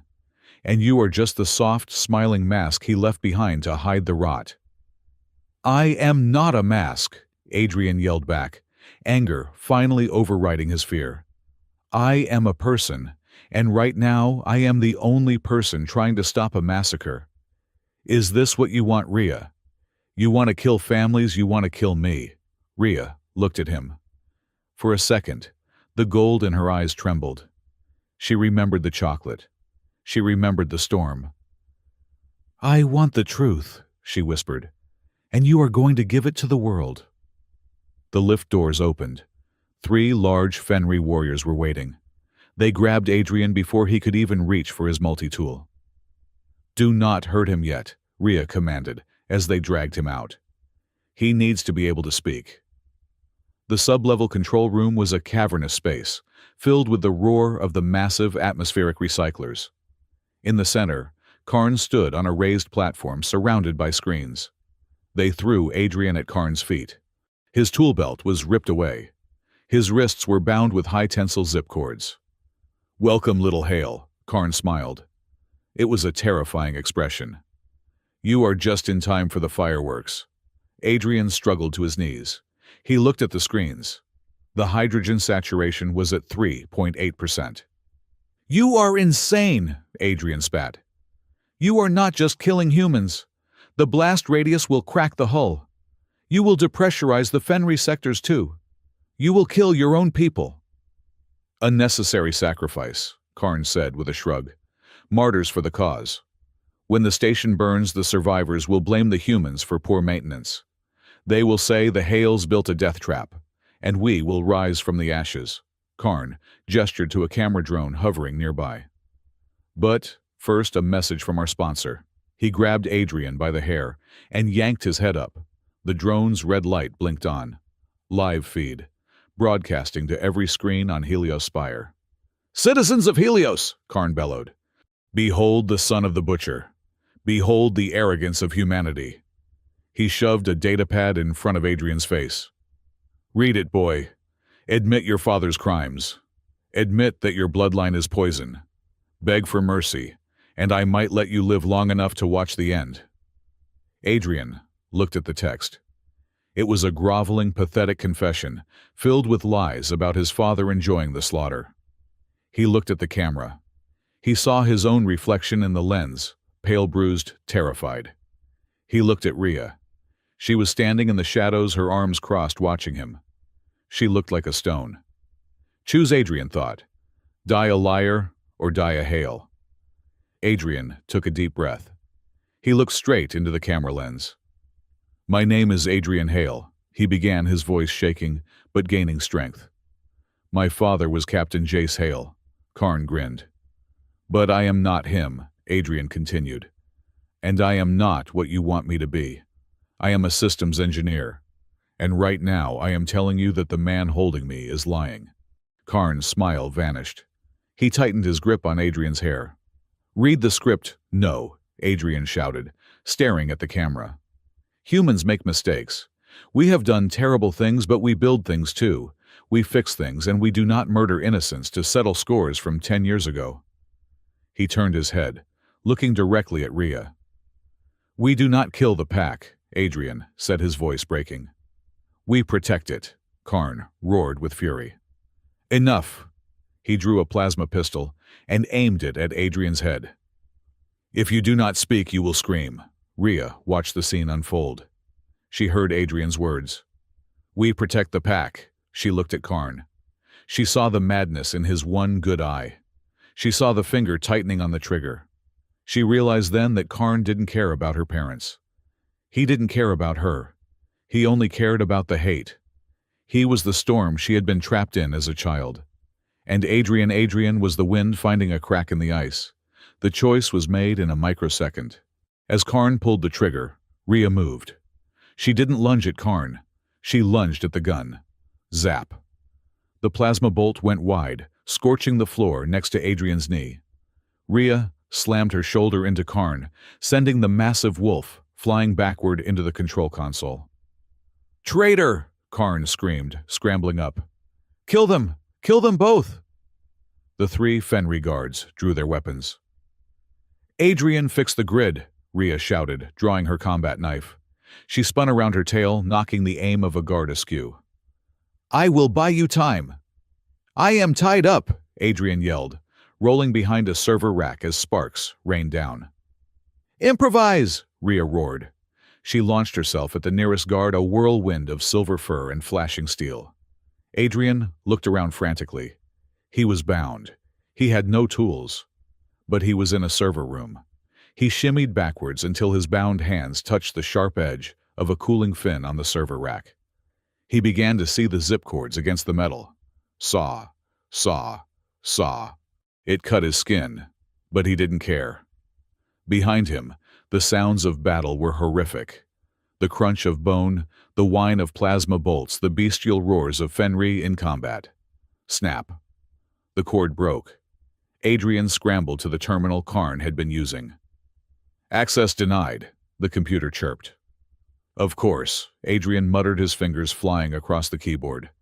"Brute force attack. Bypass kernel." "Adrian!" Rhea screamed. He glanced back. Rhea was fighting 2 guards at once. She was bleeding from a cut on her flank, her crimson tunic torn and wet with fresh blood. Karn was recovering, aiming his pistol at her back. 3 minutes to saturation, the computer warned. "I need to vent the hydrogen," Adrian yelled. "But the software lock is hard-coded." "Bypass it manually," Rhea shouted, ducking a swing from a stun baton. "The manual release is on the other side of the room." Adrian pointed to a large red wheel on a pipe near where Karn was standing. "Great," Adrian said. "Just great." He grabbed a heavy metal wrench from the floor. He wasn't a soldier. He was a nerd who built model ships. But he was angry. He charged. "Hey, ugly!" Adrian screamed. Karn turned surprised to see the scrawny human running at him. Adrian threw the wrench. It was a terrible throw. It missed Karn's head by a meter, but it hit the fire suppression pipe behind him. Hiss! A cloud of freezing chemical foam erupted, blinding Karn for a second. Adrian slid across the floor, grabbed the red wheel, and pulled with everything he had. "Turn, you stupid valve!" It groaned. It stuck. Karn wiped the foam from his eye. He raised his pistol, aiming directly at Adrian's chest. The distance was point blank. There was no way to miss. "Say hello to your father," Karn snarled. Adrian squeezed his eyes shut and kept pulling the wheel. Thud. A heavy weight slammed into Adrian, knocking him sideways. Sizzle crack. The sound of a plasma bolt hitting flesh. Adrian opened his eyes. He wasn't dead. Rhea was standing over him. She had leaped across the gap. She stood with her back to Karn, shielding Adrian with her body. She swayed. There was a smoking, blackened hole in her left shoulder, right through the armor and the fur. "Rhea!" Adrian screamed. Rhea did not fall. She let out a low, terrifying growl. She spun around, ignoring the wound, and backhanded Karn with her good arm. The force of the blow, fueled by pain and adrenaline, lifted the massive male off his feet and sent him crashing over the railing down into the maintenance pit below. There was a sickening crunch, then silence. The other guards, seeing their leader fall and facing the berserker rage of a wounded Talcor, hesitated. "Leave!" Rhea rasped, blood dripping from her arm. "Or I will paint the walls with you." They fled. The computer chimed. Hydrogen venting initiated. Pressure normalizing. Adrian scrambled up. He didn't look at the valve. He looked at Rhea. She was leaning against the railing, sliding slowly down to the floor. Her golden eyes were dimming. "Rhea." Adrian fell to his knees beside her. He pressed his hands against the wound on her shoulder, trying to staunch the bleeding. His hands were shaking violently. "You took the shot." "Why did you take the shot?" Rhea looked at him. Her breathing was shallow and wet. She reached up with her good hand and touched his face, smearing a little blood on his cheek. "Because," she wheezed, a faint pain smile touching her muzzle. "The rent is due on Tuesday. Can't pay if you are dead." "You idiot!" Adrian sobbed, tears cutting tracks through the grime on his face. "You giant furry idiot." He ripped the sleeve off his jumpsuit and pressed it harder against the wound. "Stay with me, Rhea. Do not you dare close your eyes. I am going to call the medics. I am going to fix this. I fix things, remember." "Loud," Rhea murmured, her eyes fluttering shut. "You are so loud, Hale." Adrian activated his comms, screaming for emergency medical assistance on every channel. "Medical emergency, sub-level 4, officer down, I repeat, officer down." Outside the control room, the station was in chaos, but the explosion hadn't happened. The air was clearing. But in the dim light of the machine room, Adrian Hale held the wolf who had been sent to destroy him, praying to a universe he didn't believe in, that the price of peace hadn't just been paid in full. The silence that followed the Battle of Sub-Level 4 was louder than any explosion. The hydrogen saturation had peaked at 3.9% before Adrian managed to override the valve. It was a margin of error so thin that it could barely be measured by standard instruments. The station had not turned into a fireball. The residential ring had not cracked open to the void. But the psychological hull of Helios Spire had been breached, and the atmosphere inside was leaking out, replaced by a cold, harsh reality. Adrian Hale sat on a plastic chair in the hallway of the Central Medical Ward. He was covered in grime-cooling foam and drying blood, most of it not his own. A nurse had tried to wipe his face, but he had waved her away. He needed the dirt. It felt like armor. Inside the isolation room, behind a wall of transparent aluminum, Rhea Talcor was floating in a regeneration tank. The liquid was a pale blue, glowing softly in the dim light. She looked smaller in the tank, her fur drifting like seagrass, the massive wound on her shoulder knit together by nanobots. "She is stable, Mr. Hale," a voice said. Adrian looked up. It was Dr. Aris, the head of the trauma unit. He was an avian, his feathers ruffled with exhaustion. Stable, Adrian repeated the word, tasting like ash in his mouth. She took a plasma bolt at point-blank range, Doctor. She should be dead. Fenry physiology is remarkably resilient to trauma, Dr. Aries said, tapping his clipboard. Her redundant vascular system prevented massive blood loss. However, the energy discharge damaged her neural pathways. She is in a deep coma. We are monitoring her brain activity. It is active. Very active. Is she dreaming? Adrian asked, looking at the sleeping wolf. More like processing, Dr. Aris corrected. The Fenry mind sorts memory by scent and emotion. Right now, her readings are spiking in the sectors associated with pack and protection. She is fighting a battle in her head, Mr. Hale. I suggest you talk to her. The auditory centers are the last to shut down. Dr. Aris moved on to the next patient, a young guard with a broken arm. Adrian stood up and walked to the glass. He pressed his hand against the cold surface. Hey, he whispered. Hey, you giant shedding nuisance. Rhea did not move, but the monitor beside the tank beeped a slight increase in heart rate. You promised to pay your half of the rent, Adrian said, his voice cracking. And you still owe me a new keyboard. You cannot just check out. That is a breach of contract. Inside the tank, Rhea's mind was a swirling vortex of snow and fire. She was back on Moon 6 watching the sky burn. But this time, the fire wasn't falling from human ships. It was coming from Karn's hands. And in the middle of the fire, standing alone against the dark, was not a warrior, but a scrawny human boy with a wrench. Adrian, her mind whispered. In the tank, her lips moved.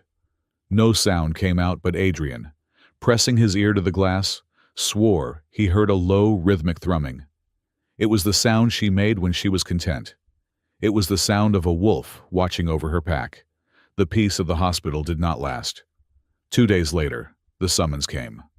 The High Council of Helios Spire had convened an emergency session. The attack on the oxygen grid was not just a crime. It was an act of terror that threatened the neutrality of the entire sector. Karn Talvor had been fished out of the maintenance pit broken, but alive, and was currently being held in a stasis cell. Adrian was discharged his arm in a sling, his face still bruised. Rhea was released against medical advice, largely because she had threatened to bite through the regeneration tank if they didn't let her out. She walked with a limp, her left arm heavily bandaged and immobilized against her chest, but her eyes were clear. They walked to the council chamber together. The corridors were lined with security officers, both human and Fenry. The tension was palpable. Civilians pressed against the walls whispering. Some looked at Adrian with newfound respect. Others looked at Rhea with open hostility. Ready? Adrian asked as they reached the massive double doors of the chamber. Rhea adjusted her tunic, hiding the bandages as best she could. I am walking into a room full of politicians to defend a human. I have never been less ready. Just tell the truth, Adrian said. The truth is dangerous, Adrian, she replied softly. But today, I think it is the only weapon we have left. The doors opened. The council chamber was a vast amphitheater. In the center sat the High Counselors, a human, a Fenry, and a representative from the Neutral Trade Guild. The gallery was packed. Cameras floated in the air like vultures. Karn Talvor was already there, chained to a podium in the center of the floor. He looked diminished. Without his armor, without his followers, he was just an old, scarred wolf with hate in his eyes. This session is called to order, the Trade Guild representative announced. We are here to address the attempted sabotage of the Helios life support grid. The accused, Karn Talvor, claims his actions were a justified act of war. We call the primary witnesses. Adrian and Rhea stepped onto the floating platform in the center of the room. The lights were blinding. State your names, the human counselor said. Adrian Hale. Adrian said, his voice steady. Rhea Talcor.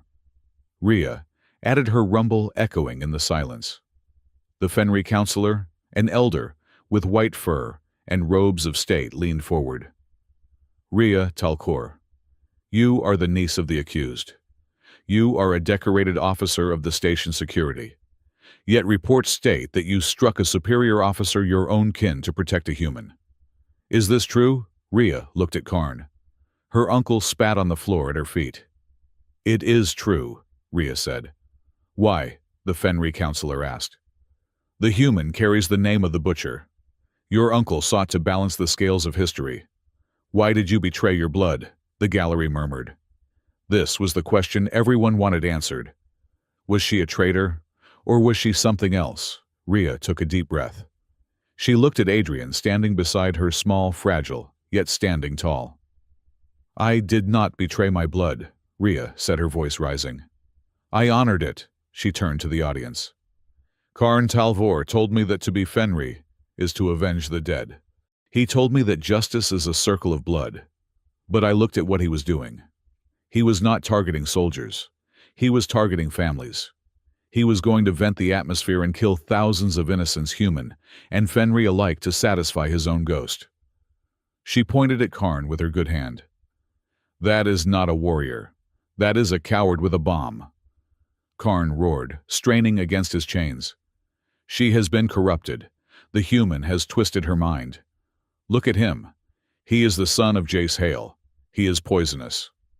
The human counselor turned to Adrian. Mr. Hale, the accused claims your presence on the station is a provocation. He claims you and your father are cut from the same cloth. What do you say to the charge that the Hale legacy is one of destruction? Adrian stepped forward. He felt the weight of every eye on him. He thought of his father's statue covered in red paint. He thought of the hidden file on his datapad. I do not know, Adrian said honestly. The room went silent. I do not know if my father was a hero or a monster, Adrian continued. I grew up with a picture of a man in a uniform and a history book that called him a savior. The Fenry grew up with stories of a demon who burned their moon. Maybe both are true. Maybe neither. He looked up at the counselors. But I know this: if we let the ghosts of dead men fly our ships, we will crash. I am not Captain Jace Hale. I am Adrian. I fix air filters. I worry about rent. And 3 days ago I watched a Fenry warrior take a bullet for me, not because of who my father was, but because of who I am. He gestured to Ria. If a Hale and a Talcor can stand in the same room without killing each other, then the war is over. The only people keeping it alive are men like Karn, who would rather burn the future than let go of the past. HFY, a human journalist whispered into her recorder. Humanity, well, humanity and Fenry, yeah. The applause started slowly. A few humans, then some neutral species, and finally, a significant number of the younger Fenry in the gallery. Karn looked around, eyes wild. He was losing them. The narrative of the victim was slipping through his fingers. Lies! Karn screamed. Ask him about the flight logs. Ask him about the execution order. Jace Hale killed them personally. I have the proof. Then show it, Adrian shouted back, silencing the room. Show the unedited logs, Karn. Not the ones you cut and pasted in a basement. Show the full telemetry. The council turned to Karn. Do you have this evidence? Karn snarled. I have witnesses, I have memories. Memories are not data, the trade representative said coldly. We have analyzed the logs you uploaded to the public net. They are rife with inconsistencies. Timestamps that do not match. Voice prints that have been synthesized. The realization rippled through the room. The evidence that had fueled the riots was a fabrication. Adrian seized the moment. There is a way to know for sure. The official war records for Operation Moon 6 are sealed under a Class 1 clearance. They have been locked for 10 years to preserve the peace. I am petitioning the council right now to open them. That is impossible, the human counselor said. Those files are sealed for 50 years. Then unseal them, Adrian yelled. Look at us. We almost blew up the station because of rumors. If my father was a monster, let me see it. I will accept it. But if he wasn't, then we need to know that too. Ria stepped up beside him. The Talcor Pack seconds the motion. We demand the truth. All of it. The councillors conferred. They looked at the angry populace. They looked at the hero of the hour and the warrior who had saved the station. They realized that keeping the secrets was now more dangerous than revealing them. Motion granted, the trade representative announced. The cryptographic keys will be retrieved. The files will be decrypted and presented in a closed session to the relevant parties in 48 hours. Karn slumped in his chains. He looked at Rhea, his expression one of pure hatred. You have doomed us all traitors. The truth will not save you. It will only break what little heart you have left. I will take my chances, Rhea said. The 48 hours of waiting were an eternity. Adrian and Rhea returned to apartment 4B. The door still had the scratch marks from the police drones that had breached it during the initial search. Inside, it smelled of stale air and the lingering scent of anxiety. Rhea walked to the sofa and collapsed, her injuries finally catching up with her. She looked exhausted, her fur lacking its usual luster. Adrian went to the kitchen. He made tea chamomile for him, a nutrient-dense protein broth for her. He carried the mugs over and set them on the low table. You were good in there, Adrian said, sitting on the floor near her feet. He didn't want to crowd her on the couch. I was terrified, Rhea admitted, closing her eyes. My heart rate was 180. I thought the elder was going to strip my rank. He wouldn't dare, Adrian said. You are the hero of the hydrogen valve now. They will probably put your face on a lunchbox. Rhea snorted, then winced as her shoulder pulled. If they do, I will sue for defamation. I am a warrior, not a merchandise opportunity. They sat in silence for a while, the only sound the hum of the station and the distant swirl of the gas giant outside the window. Adrian, Rhea said, not opening her eyes. Yeah. In the control room, when the gun went off. You looked surprised that I jumped. Adrian looked down at his hands. I was. You hated me for 3 weeks, Rhea. You told me my name was a curse. Why wouldn't I be surprised? Rhea opened her eyes. She shifted, sliding off the sofa, until she was sitting on the floor next to him. The movement was stiff, painful, but deliberate. She leaned her good shoulder against his arm. The warmth of her body was immense, a furnace against his side. I hated the name, Rhea said softly. I hated the ghost. But ghosts do not fix plumbing. Ghosts do not share their chocolate. And ghosts certainly do not charge a Fenry warlord with a wrench to save a room full of people. She turned her head, her muzzle inches from his face. Her golden eyes were soft, the vertical pupils dilated. I did not save Hale, she whispered. I saved my roommate. I saved my friend. The word hung in the air, heavy and significant. Friend. In Fenry culture, friendship wasn't casual. It was a bond of blood. Adrian turned to face her. His heart was hammering, but this time, it wasn't fear. I thought I lost you, he confessed, his voice trembling.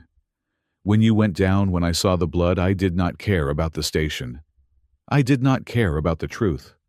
I just wanted you to get up. I couldn't stand the thought of an empty apartment. Of the silence.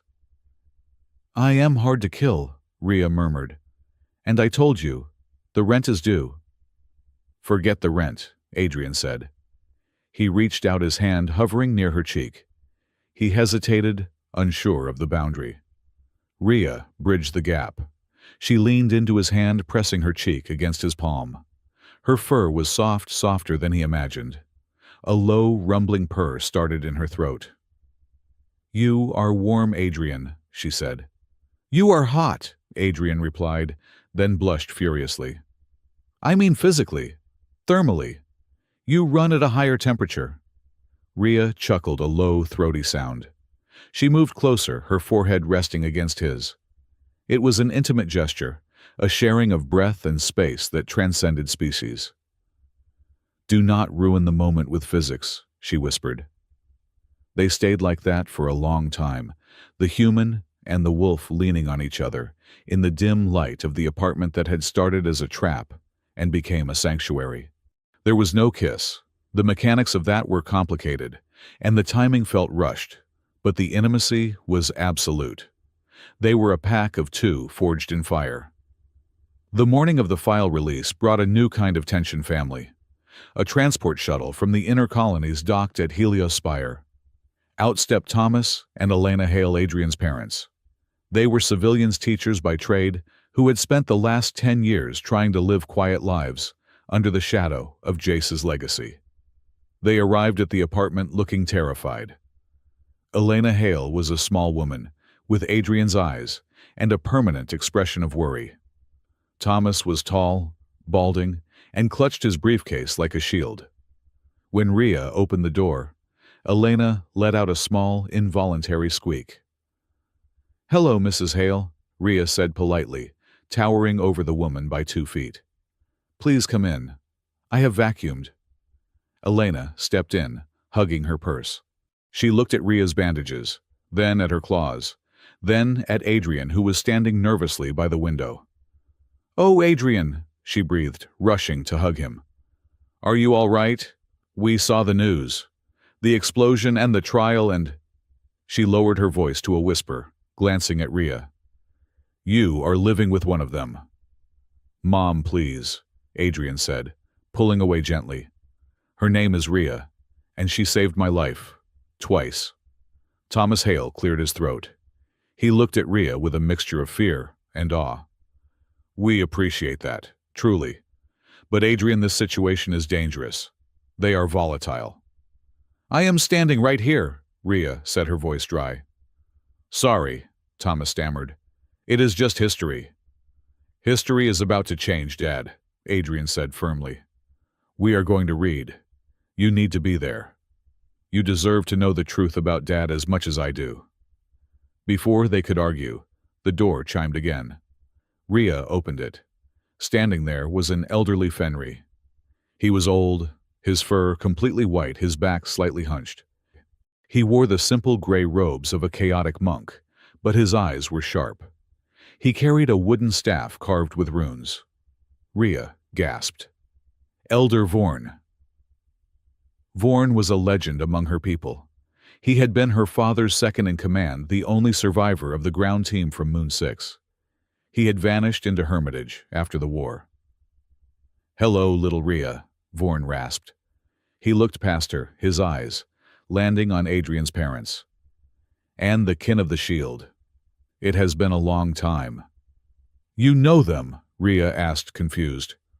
"I know of them," Vorn corrected. "I was there, Rhea, on the moon. When the fire fell." Rhea went rigid. "Karn said Jace Hale killed my parents. He said you ran away." Vorn shook his head slowly. "Karn sees only what his anger allows him to see. I did not run.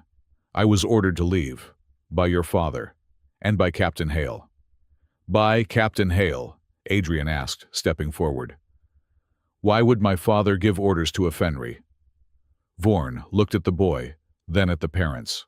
"Because, young one, by the end of that night they were not fighting against each other. They were fighting together." The silence in the room was absolute. "Come," Vorn said, turning to the door. "The council is waiting. The encryption is broken. It is time to let the dead speak." The secure data room of the High Council was soundproof, scan-proof, and cold. The councilors sat at one end of a long table. Adrian, Rhea, Adrian's parents, and Elder Vorn sat at the other. A holographic projector sat in the middle. "The files have been decrypted," the trade representative announced. "We have accessed the command logs of the UNS Vanguard, commanded by Captain Jace Hale, dated October 14th, War Cycle 9.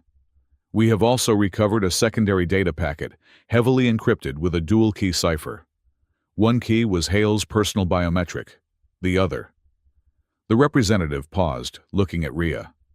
"Was a genetic sequence matching the Talcor bloodline." Rhea's hand found Adrian's under the table. She squeezed it hard enough to bruise, but he didn't flinch. "Play it," Adrian said. The hologram flickered to life. It was a grainy tactical recording from the bridge of a starship. Captain Jace Hale stood in the center. He looked exhausted, his uniform unbuttoned at the collar. He was yelling at a screen. "I repeat, command negative on the bombardment. There are civilians in Sector 4. The targets are not military. I have confirmed visuals on hatchlings." A voice from the speaker crackled back, cold, distorted. "Order stands, Captain. The Fenri are regrouping. Burn the grid." "That is a direct order from High Command." Jace slammed his fist onto the console. "I am not burning a nursery to take out a comms tower. Belay that order." The scene shifted. A new timestamp. 2 hours later. Jace was no longer on the bridge. The camera was now a body cam shaking violently. The sound of wind and explosions was deafening. He was on the surface. Adrian's mother gasped, covering her mouth. In the frame, 2 Fenri warriors appeared. One was a massive male with silver fur, Rhea's father, Commander Talcor. The other was a female, sleek and deadly Yara. But they weren't shooting at Jace. They were running beside him. "To the train!" Jace's voice shouted over the wind. "Talcor, get the flank! Yara, shield the civilians!" "We cannot hold them off, Hale," the male Fenri roared in broken Terran. "The orbital strike is inbound." "I jammed the targeting scanner," Jace yelled back, firing his rifle at a shadowy group of soldiers. Human soldiers wearing Black Ops insignia. "They have to aim manually. It buys us 10 minutes. Get the kids on the train." Rhea was trembling. "They were allies," Vorn nodded solemnly. "There was a rogue faction in the human command. They wanted total extermination. Jace found out. He came down not to kill us, but to warn us. When his own men turned on him, he stood with the pack." The video skipped forward. The end. Jace, Talcor, and Yara were pinned down behind a pile of rubble. The evacuation train, a maglev transport filled with Fenri children, was pulling away in the distance. Jace was bleeding from a gut wound. Talcor had lost an arm. Yara was firing her last energy cell. "They are away," Yara whispered, looking at the train. "Our daughter is on it. Vorn took her." "He took her," Talcor rasped.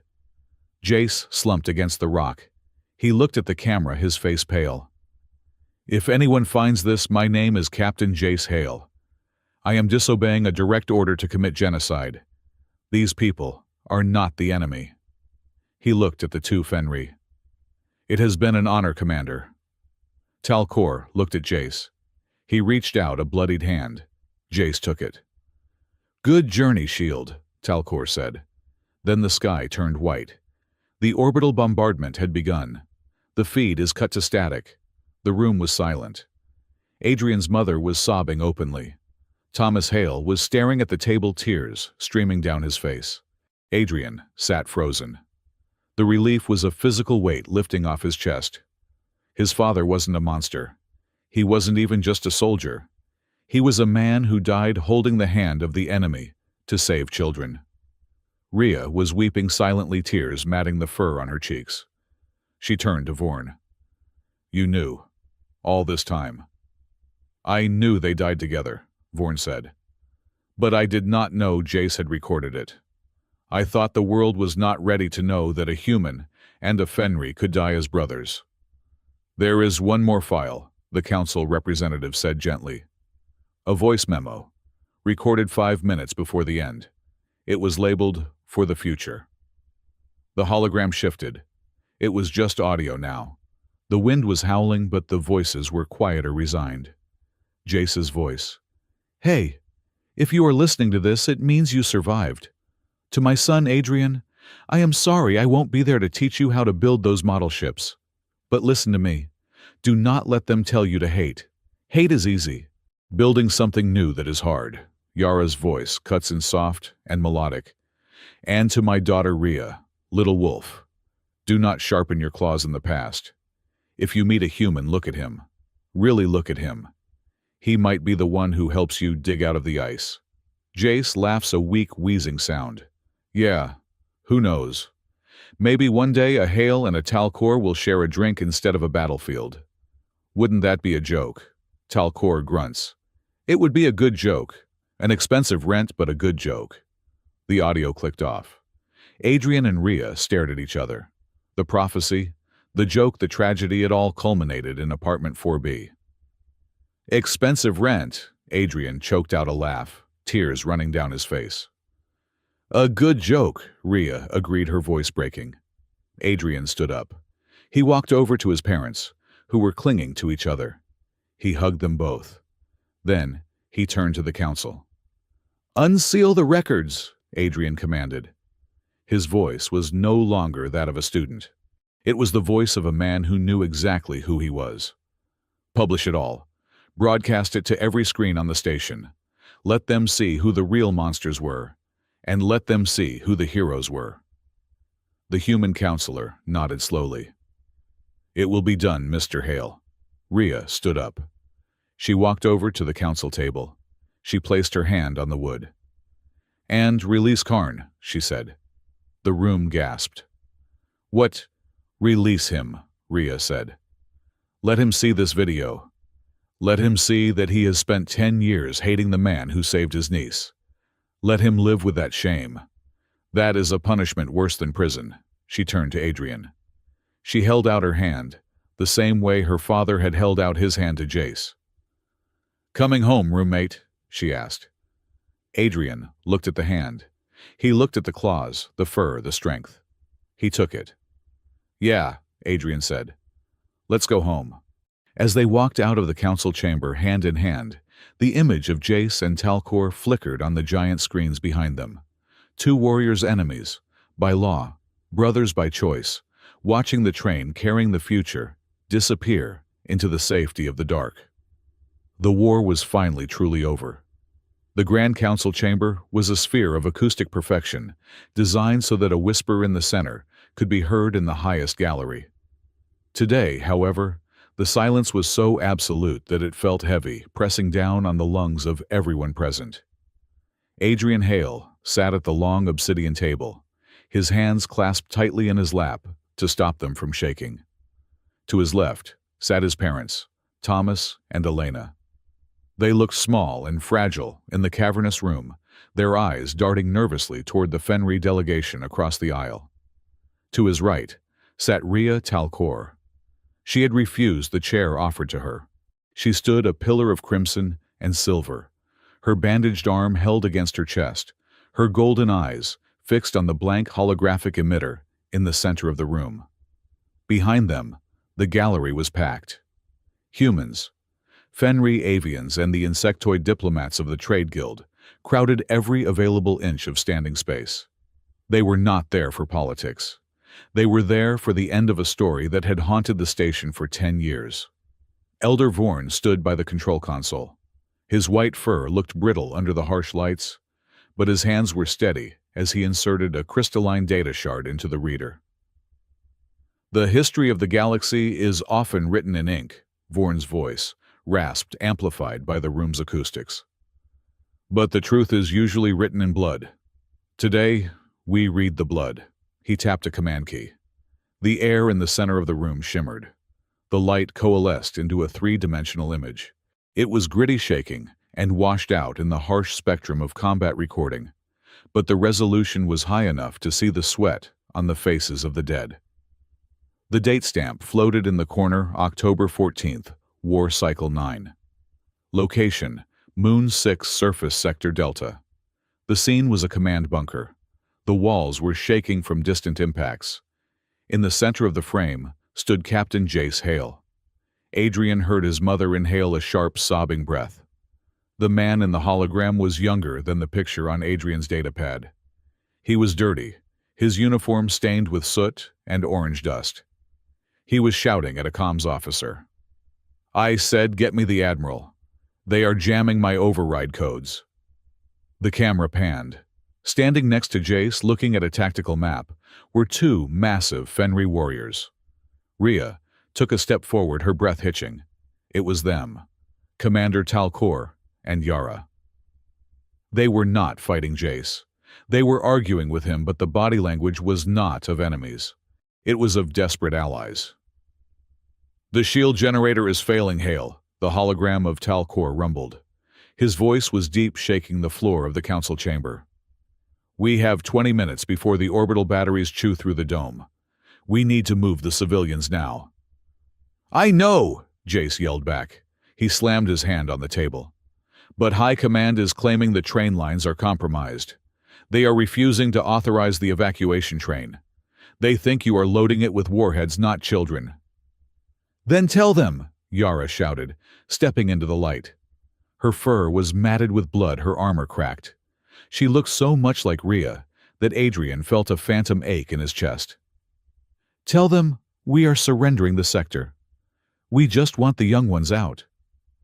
"I told them," Jace screamed. He grabbed his helmet and threw it against the wall. "They are not listening to me. General Krell has taken direct command of the fleet. He says my judgment is compromised by sympathy." The scene shifted. A jump in the recording. They were outside now. The sky above was a nightmare of purple ion trails and falling debris. Jace Hale was running a pulse rifle in his hand. He wasn't firing at Fenry. He was firing at automated Federation drones that were strafing the ground. "Cover fire!" Jace roared. Talcor and Yara leaped over a barricade, their plasma cannons roaring, blasting the drones out of the sky to clear a path for Jace. The image was undeniable. The hero of humanity and the leaders of the Fenry resistance were fighting back-to-back against the Federation's own machines. The camera shook violently as an explosion tore up the ground nearby. Jace fell. Yara was there, instantly grabbing him by the harness and dragging him behind a slab of concrete. "You bleed red human," Yara said, checking a shrapnel wound on his leg. "Inconvenient design flaw," Jace gasped, grinning through grit-stained teeth. "How is the train loading?" Talcor reported, peering over the edge of the concrete. "But the launch track is damaged. The magnetic couplers will not engage automatically. Someone has to manually lock them from the control tower." Jace looked at the tower. It was a burning skeleton of steel, 500 meters across open ground. "I will go," Talcor said. "No," Jace said, grabbing Fenry's arm. "You are too big. The drones will target your heat signature in seconds. I am smaller. I run colder." "It is a suicide run, Hale," Talcor growled. "The tower is the primary target for the bombardment." Jace looked at the train in the distance. He looked at the small shapes of Fenry children being hurried into the cars. "My son is on Earth," Jace said softly. "He is 12. He likes building things. If I do not do this, he grows up knowing his father let children burn. I cannot live with that, so I might as well die trying to stop it." The recording froze. In the council chamber, the silence was absolute. No one moved. Even the air recyclers seemed to pause. Karn Talvor, who had been brought in from the holding cells to witness this, stared at the frozen image of Jace Hale holding his brother's arm. His mouth opened, but no sound came out. The narrative he had built his entire life around the story of the Butcher was dissolving into pixels before his eyes. "There is more," Elder Vorn said. "The audio log. Recovered from your father's personal suit recorder, Mr. Hale." The hologram faded, replaced by a waveform on the screen. The sound of wind was loud howling like a banshee. Then voices. They sounded exhausted, the adrenaline fading into a grim acceptance of the end. Jace's voice. "Status," Talcor's voice. "The train is away. Vorn got them out. They are heading for the dark side of the moon." Yara's voice. "We are cut off. The bombardment has started. The bunker is gone." Jace's voice. "Well, that is it then. I guess I am officially a traitor to the Federation," Talcor's voice. "And I am a failure to the pack. We died in a hole, Hale. No one will know what we did." Jace's voice. "The kids will know. Vorn knows." A pause. The sound of a flask being unscrewed. Jace's voice. "Here, Terran whiskey. It is terrible, but it burns." Talcor's voice. "I have drunk reactor coolant that tasted better. Give it here." A wet cough. Jace was laughing. Jace's voice. "You know what is funny? If we survive this, which we won't. But if we did, imagine the paperwork.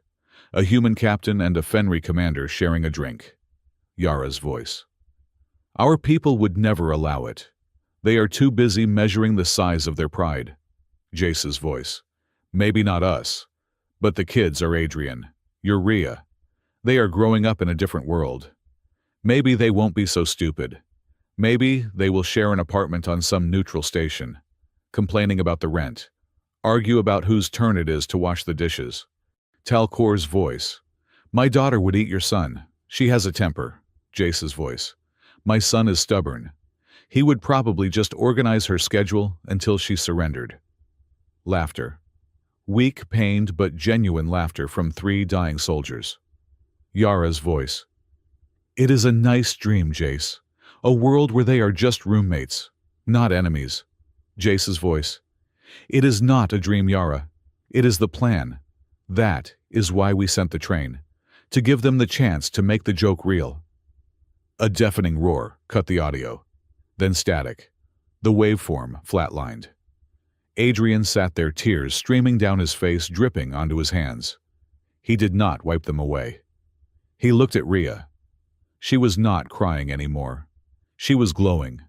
Her eyes were wide, filled with a mixture of grief and a profound, shattering relief. The weight she had carried, the belief that her parents had been murdered by a monster, was gone. They hadn't been murdered. They had chosen their end. And they had chosen it with a friend. It was a plan, Rhea whispered, her voice trembling. It was all a plan. Elder Vorn stepped forward, pulling a sealed, yellowed envelope from his robes. He walked over to the table and placed it in front of Adrian. This was in Jace's locker on the flagship, Vorn said. He gave me the code before he deployed. He told me to keep it until Hale came looking for the truth. Adrian picked up the envelope. His hands shook as he tore the seal. Inside was a single sheet of paper, written in messy, hurried handwriting. To Elena and Adrian. If you are reading this, I am gone. And if the news is right, they are calling me a traitor or a butcher.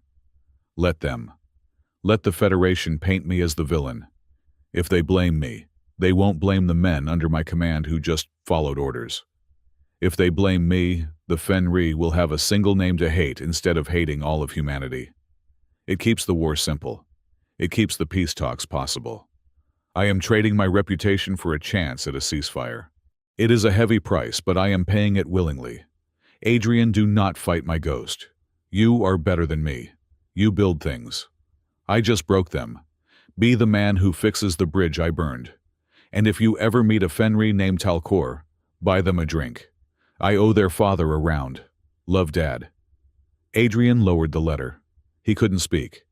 He handed it to his mother, who pressed it to her chest, weeping silently. Vorn turned to Rhea.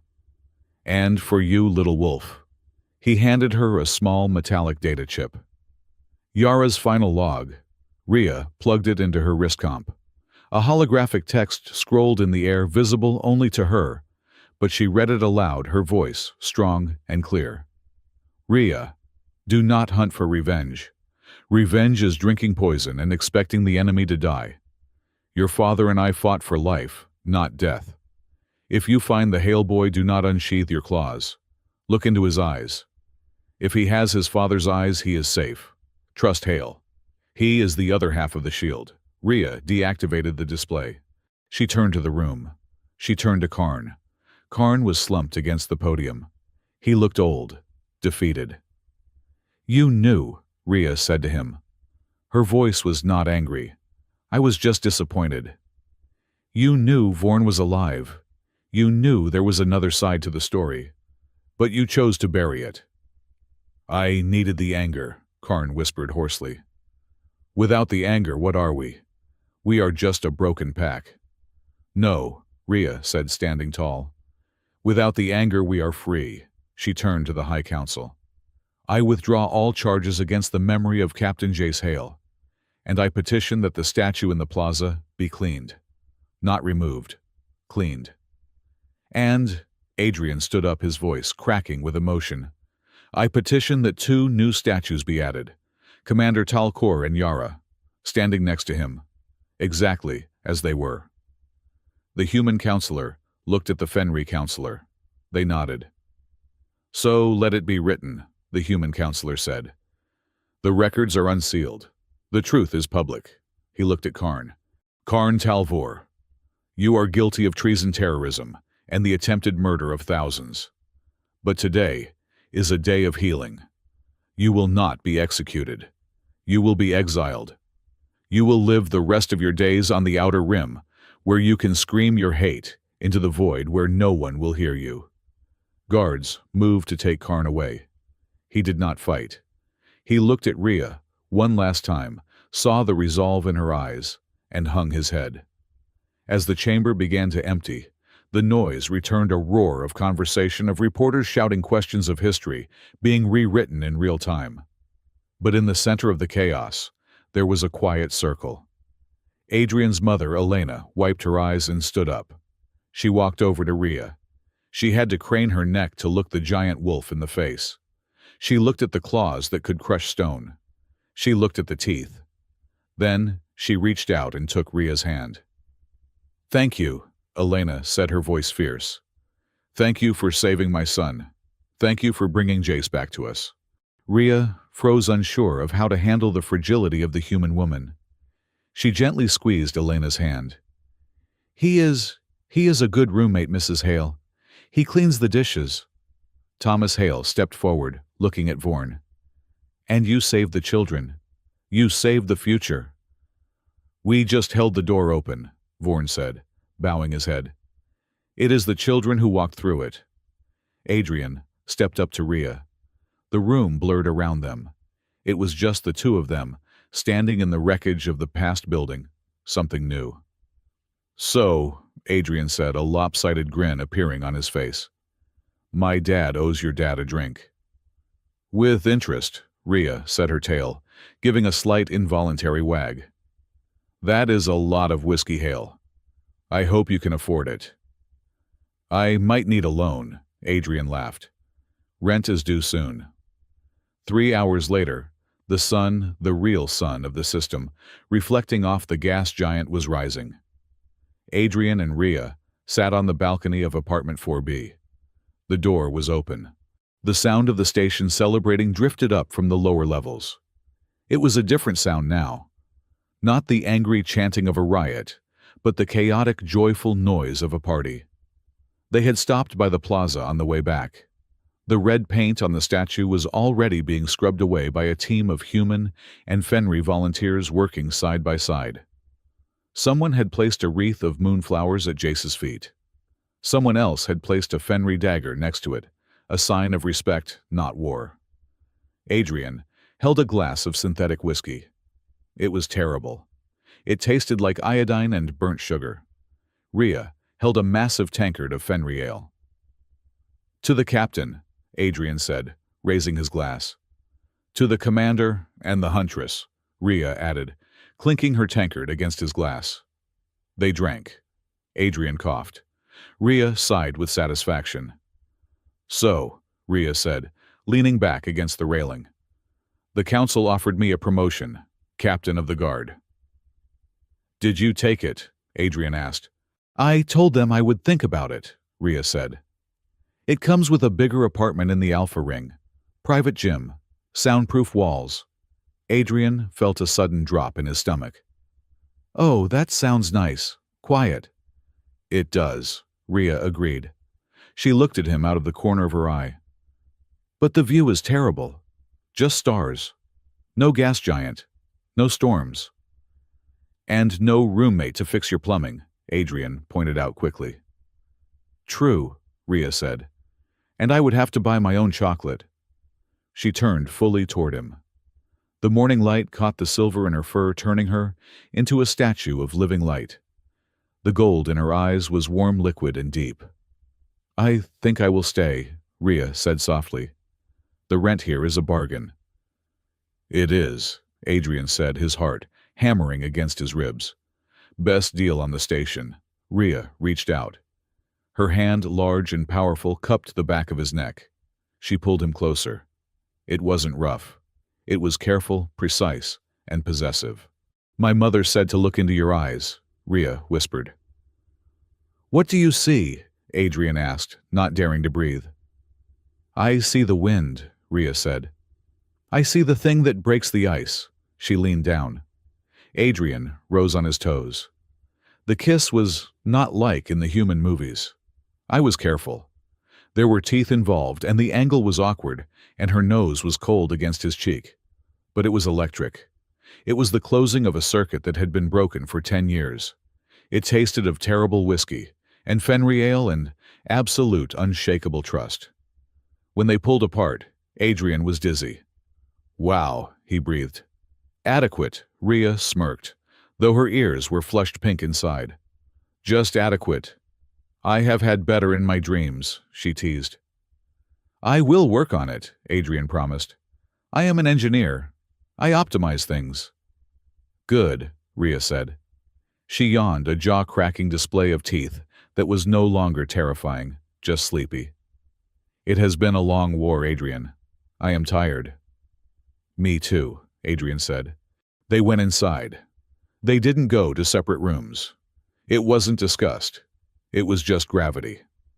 They lay on Rhea's massive bed, which was essentially a field of pillows.